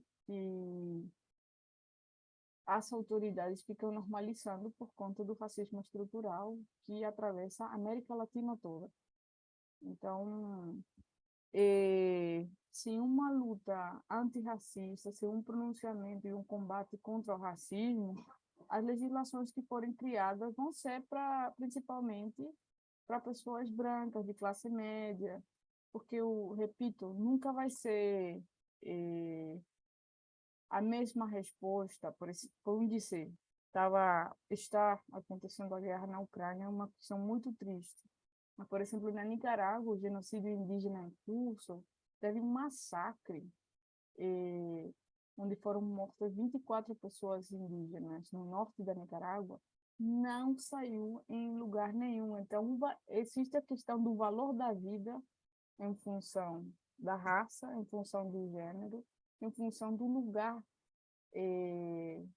onde acontece essa violência e que lugar simbólico, que valor se dá àquele lugar nos meios de comunicação, que valor se dá àquele lugar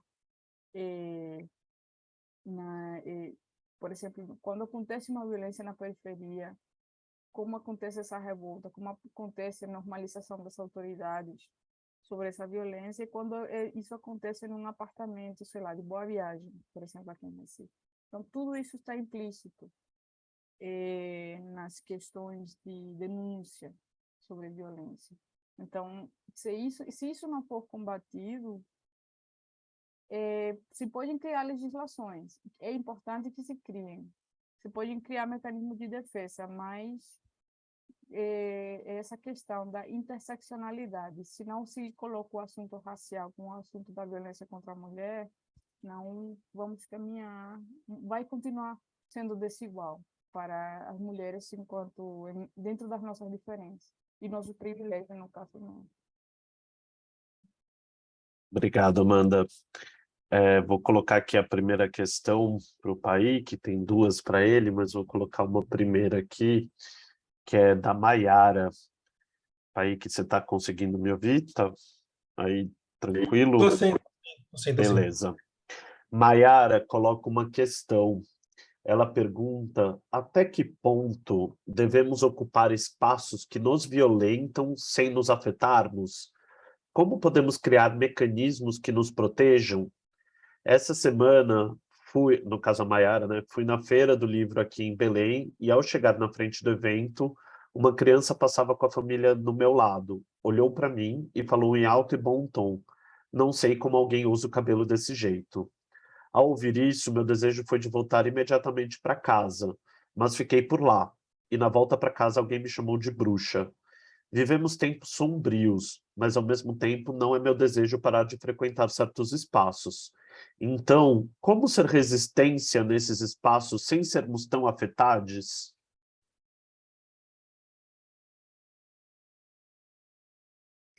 Pronto. Essa questão ela é muito ampla, né, e complexa, assim. Acho que eu quero colocar duas questões para tentar pensar junto. Eu acho que, né, essa questão que está sempre presente, sempre que a gente sofre violência nessa localidade, né, nas localidades que a gente está, né? Acho que há um duplo caminho a gente pensar isso. Um primeiro é se a gente puder não estar em espaços onde a violência racial vai acontecer, e isso não afetar o desenvolvimento da nossa vida, é sempre bom evitar, né? Então, claro, não vamos a uma reunião da Ku Klux Klan, não vamos a uma reunião, né, de alguma organização neonazista, racista, ok. Por outro lado, o racismo, ele é uma ferramenta de nos retirar dos espaços que possibilitam o nosso desenvolvimento. O racismo, ele nos persegue, não é que nós vamos aonde ele está. Né? Ocasionalmente, cada vez que a gente avança em espaço de poder, o racismo o racismo antinegro, o racismo anti-indígena, né?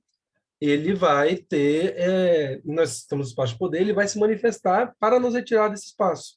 A função dele é essa, correto? Então, penso que o caminho, acredito, né, que o caminho é o caminho do aquilombamento, o caminho da autoconfiança, da autoestima, é o caminho do autofortalecimento, é o caminho do vínculo com a nossa ancestralidade, da forma como você conseguir se vincular com essa ancestralidade e se armar. Não necessariamente só das armas físicas, etc., mas se armar com o que nós temos de tecnologia para resistir a isso, né? Eu acho que, assim, tentando dialogar de forma muito sensível, porque, de fato, a gente está num período em que, né, segundo o Felipe Carneiro apontou, talvez seja uma questão em que a conjuntura do racismo mudou, né? O racismo está ficando mais explícito, as coisas estão sendo mais ditas, né? E isso está acontecendo porque a população negra está se movimentando frente ao espaço do poder, né? Frente ao poder social, assim. Então, penso que nós temos, assim, nós vamos ser impelidos para nos desenvolver a tal espaço em que seremos violentados. Temos que lutar contra esse monstro do racismo, tem que lutar contra ele e derrotar ele estruturalmente, né? E forjar ferramentas para que a gente possa mandingar, possa estar quilombado, possa estar forte para reagir, ou para antever, né? Ou para poder não devolver, mas não levar para casa essa violência que fazem com a gente. Acho que é isso que eu poderia dizer, assim, né, de forma bem irmã, assim. Talvez o que eu estou falando não seja suficiente, porque realmente eu também passo por isso cotidianamente, né? Então, eu acho que assim, é um caminho coletivo, né? Mas é isso. Valeu, Paik. Tem uma pergunta agora de Bárbara, perguntando se você poderia explicar um pouco sobre algumas soluções que você citou no penúltimo slide. Então, você fez ali uma lista, um pouco, falou até que podia conversar um pouco mais, e aí a Camila até falou que ela não conhece, por exemplo, a teoria sobre gestão popular da mobilidade. Então, talvez se você puder falar um pouquinho disso e de algumas outras ferramentas que você colocou, também acho que a galera está querendo conhecer melhor. Ok. Bom, vou falar de cada uma delas, explicar um pouquinho mais, mas depois dar um tempo para a gestão popular. A forma de cálculo do transporte é o seguinte: se o transporte hoje é calculado com base no IPK, ele faz com que o ônibus com 120 pessoas seja mais lucrativo racionalmente do que o ônibus com 60. A racionalidade da forma como o transporte é calculado é isso, né? Porque se o transporte é calculado com base em quantas pessoas pagam a tarifa, né? Se ele é organizado para isso, então o empresário vai querer colocar mais pessoas nele para pagar a tarifa.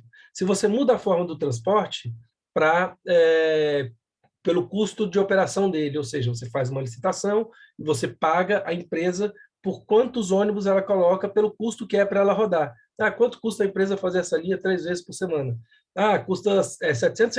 Ah, então eu vou te dar R$ 740, que aqui o seu lucro é R$ 40, né? Ou, né, por ônibus, né? E aí, esses R$ 700 é o preço de circulação da linha. Então, é mais lucrativo para o empresário ter mais ônibus, né? Se a gente está falando de empresa privada, de empresa pública seria de outra lógica, mas é lógico ter mais ônibus, então diminuir a lotação do que ter menos ônibus, certo?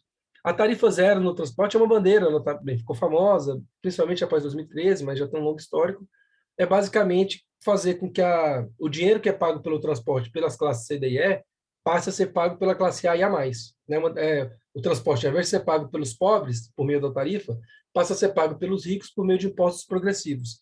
Aí tem várias formas de você fazer esse tipo de tributação: IPTU, imposto de fortuna, imposto sobre o número de veículos que você tem em casa, pessoas que têm, sei lá, 4 pessoas na casa, mas tem 8 veículos, então paga, enfim, tem uma série de formas, por CPF, no caso, né? Enfim, teria várias formas de você mexer com isso. Reforma urbana, eu acho que é um tema mais amplo, eu acho que, assim, basicamente, a reforma urbana tem vários mecanismos, mas é você atacar as ferramentas que fazem com que os bairros negros sejam mais prejudicados do que os bairros brancos e que os espaços urbanos sejam criados para criar segregação, né? Os vazios urbanos, né? Terreno que está lá especulado há 40 anos, sem construir nada nele, e isso criando uma distância na cidade, né? A gestão popular do transporte, isso é um debate todo assim, imagina que o transporte vai ser gerido como o SUS é gerido. Então você vai ter conselhos de usuários, de trabalhadores, esses conselhos vão se reunir por bairro, ou por linha, ou por terminal, vão discutir as linhas, vão pensar como ela vai funcionar. Esses conselhos elegem delegados para conselhos para conselhos municipais, esses conselhos municipais elegem delegados para conselhos nacionais, né? É um sistema participativo aplicado à mobilidade urbana, aplicado ao transporte. Como o transporte nunca teve participação popular, senão por meio de quebra-quebra, protesto, parece distante isso e parece que não daria certo. Mas a saúde, né, ela fez com que, né, menos gente fosse vítima de genocídio na pandemia, porque o SUS ele tem um sistema de participação popular que garantiu, né, que uma série de coisas fossem antecipadas por médicos, pessoas que estavam na ponta da saúde, pudesse organizar comitês de distribuição de coisas, organização para atender pessoas também, ainda que o SUS esteja precarizado. Então, a gestão popular do transporte é uma ferramenta para fazer dele uma política pública, e não uma ferramenta de exploração de empresários, certo? Mas seria isso, é organizar conselhos, né? E tem que ver o modelo. Se vai ser um conselho por bairro, um conselho por linha, se vai ser conselho por cidade, se vai ser conselho de 2, 3, 5 pessoas, de 20, 30, 40, se é conselho aberto, como é o do SUS, que tem os presidentes, as pessoas vão lá para as reuniões e tal. Enfim, aí tem uma série de questões, mas é pensar a gestão da política pública do transporte. E o financiamento progressivo é isso, é você criar imposto para a população mais rica pagar um fundo, que esse fundo vai pagar o transporte. Ou seja, cria um fundo, aí você tem um fundo de transporte nacional, municipal, estadual, né? E esse fundo pega e fala, queremos contratar tal empresa para ela rodar na cidade por tarifa zero. Aí vai ser empresa pública, elas vão pagar essa empresa pública para ela rodar sem cobrar a tarifa. Vai ser os impostos que vão pagar o transporte. É basicamente isso. Hoje tem um levantamento que é de 46 cidades no Brasil que tem tarifa zero, né, maiores e menores. Alguns países no mundo têm, etc. Com maior ou menor participação popular. É isso. Legal, Paik. Obrigado. Teve uma galera comentando aqui no chat que existem alguns conselhos de transporte por obrigação legal e tal, e Daniela colocou também que os conselhos nem sempre, na verdade, são realmente democráticos e nem espaço de participação social efetiva. Eu acho que o Paik traz é a proposta de que esses conselhos eles sejam populares e deliberativos e que tenham, sim, a ingerência na gestão. Por isso se fala em gestão popular, porque não é simplesmente um conselho consultivo que vai conseguir mudar a cara da mobilidade das nossas cidades, né? E, enfim, Só uma Fala aí. questão. O Conselho do Distrito Federal de Transporte, que foi instaurado depois de muita briga, que não é deliberativo, ele tem 15, 20 pessoas, das quais 2 são usuários. Isso não é um conselho. Isso é outra coisa. Estou falando de no caso do Distrito Federal, temos pelo menos 30 conselhos locais, né, porque são 30 bairros aqui, regiões administrativas, e um conselho ou 2 conselhos distritais. A gente está falando disso. É de um monte de conselho para todo mundo poder opinar sobre transporte. Com o trabalhador e o usuário sendo a maioria. Né? A correlação de forças dentro do conselho é importante, né? Porque senão também não adianta você instaurar um conselho. A última pergunta que a gente tem aqui, que aí a gente pode encerrar depois que Paik responder, é de Vitor, que pergunta, Paik, como você enxerga a questão da representatividade negra dentro desses processos? Devemos lutar apenas por negros, negras e negros no poder? Mas em que lugar de poder? E com que objetivo? Quais os limites dessa representação desse sistema? Hoje a galera tá com umas questões aqui poderosas. Assim, bom, falando de forma muito sucinta, assim, técnica, todos os espaços em que a população negra é minoria devem ser ocupados para que ela seja maioria, ou seja, equiparada. Então, ok.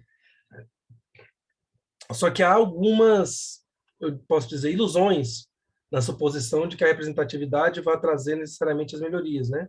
É uma suposição, assim, acho que é importante a população negra estar no parlamento, ter a maioria no parlamento, que é a maioria da população brasileira, mas isso não necessariamente garante a melhoria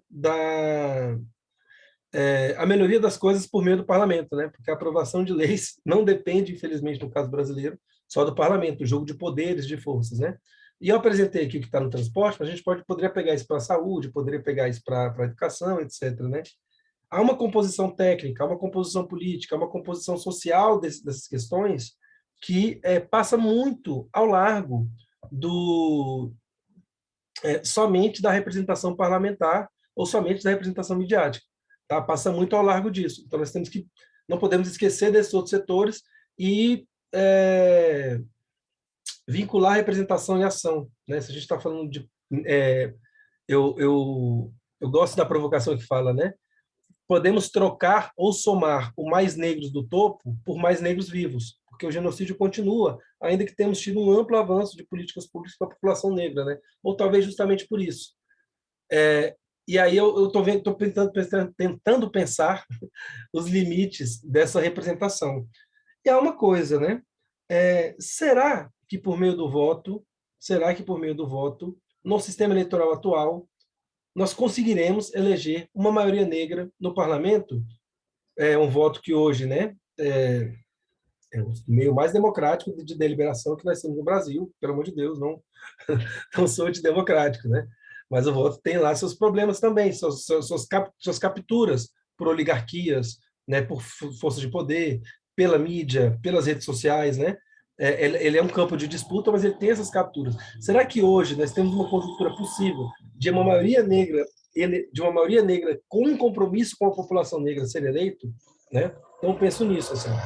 Agora, do ponto de vista da representatividade, se eu tivesse desde criança visto que tinha prefeito, político, empresário, sei lá, jornalista, ator, atriz, comediante negro que não fosse só ridicularizado, ator negro, atriz negra, diretor negro de teatro, de cinema, se eu tivesse crescido com isso, boa parte da minha baixa estima, né, estaria resolvida, né?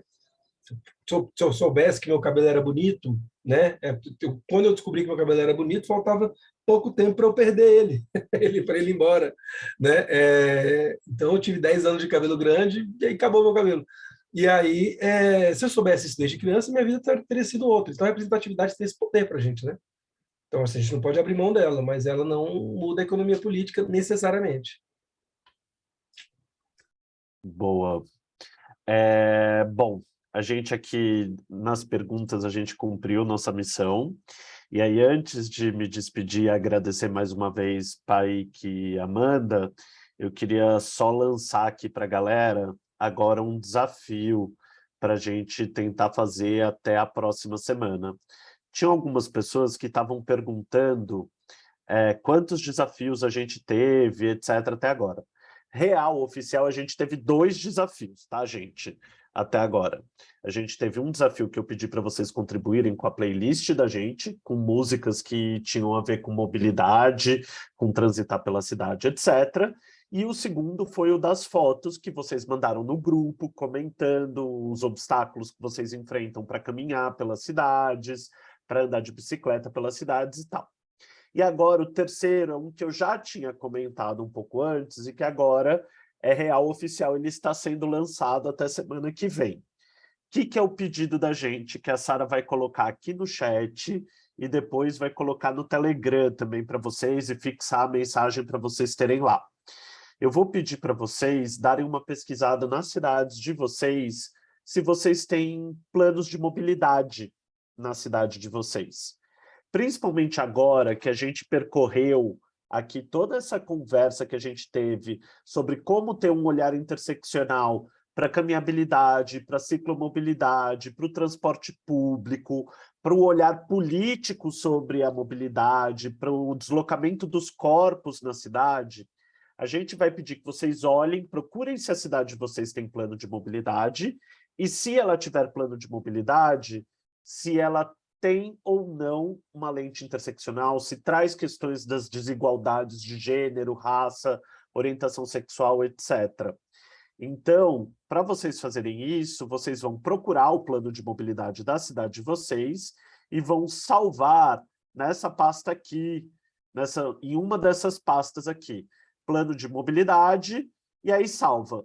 O plano tem menção ou abordagem interseccional? Salva dentro dessa pasta o arquivo, grifa a abordagem interseccional que tem no texto e salva o plano de mobilidade com o seu nome aqui dentro. Se o plano de mobilidade da tua cidade não tem abordagem interseccional, salva aqui dentro o arquivo do plano de mobilidade com o seu nome no título do arquivo, tá, gente? Por que que é importante a gente salvar mesmo os que não tem essa menção ou abordagem interseccional? Porque aí a gente vai gerar um repositório de planos de mobilidade que todo mundo do curso inteiro vai depois poder acessar, olhar, conferir. Então, a gente está construindo junto um repositório de planos de mobilidade do Brasil, tá? E aí, quem não tivesse... E se a minha cidade não tem plano de mobilidade, Rodrigo? O plano diretor deveria trazer alguma coisa a respeito. Então, se você não tem plano de mobilidade na tua cidade, você vai atrás do plano diretor e vai fazer a mesma coisa. Você vai dar uma olhada no plano diretor, principalmente em relação à mobilidade, se tem alguma abordagem que fala que a mobilidade tem que enfrentar as desigualdades raciais, de gênero, etc. Se tiver, salva nessa primeira pasta aqui com menção à abordagem interseccional. Se o plano diretor não tiver, salva nessa segunda pasta. Beleza? A gente colocou aqui... explica como que insere. Tá, vou explicar aqui. O link está na mensagem que a Sara compartilhou aqui no chat, que a gente vai compartilhar no Telegram. E aí, para vocês inserirem um arquivo, é só vocês virem na pasta que vocês querem fazer e clicar aqui em novo. Tá vendo? É só à esquerda. Aí vai dizer upload de arquivo. Clica upload de arquivo e aí você vai selecionar o arquivo que você quer fazer o upload. Ou então, se você tem um arquivo que está no seu desktop, você só arrasta ele para cá e joga também. Você pode fazer isso. Ou você pode clicar com o botão direito do mouse e upload de arquivo. Tá bom? Tem várias maneiras aí de fazer. Confio também que vocês têm aí sabedoria o suficiente para dar um Google também, caso tenha algum problema, ou também, se vocês tiverem alguma dificuldade, podem mandar por e-mail escola@polis.org.br. Beleza, gente? Então, esse é o desafio aí para gente tentar resolver até semana que vem. E aí, na próxima terça-feira, nós temos a última aula do nosso curso, que eu sei que vocês vão ficar tristes, mas como vocês vão ficar tristes que é a última aula, eu estou preparando uma aula super bacana, bem interativa entre vocês, com trabalho em grupo, com conhecer mais um pouco uns aos outros, com pensar junto. E agora? Depois de tudo isso, a provocação que o Paik trouxe é muito importante. O que a gente pode fazer? Pelo que a gente quer lutar concretamente para ter uma mobilidade antirracista a partir da ótica interseccional? Uma mobilidade feminista também. E aí, a gente vai conversar sobre isso na próxima aula e pensar juntos esse caminho. Então, vem com a gente, que semana que vem vocês vão... Quem vai dar aula vão ser vocês todos, tá bom? E todas e todes. Paik, Amanda, brigadão pela participação hoje, foi um prazer ouvir vocês, viu? Obrigada. Obrigada a todos. Tchau, eu que agradeço. Muito obrigado. Valeu. Espero que vocês voltem em outra aula, espero que tenham curtido também. A galera com certeza curtiu. Vai ser muito bom ter com vocês em outra oportunidade de novo. Gente, boa noite para todo mundo. Até terça-feira. Tchau. Tchau.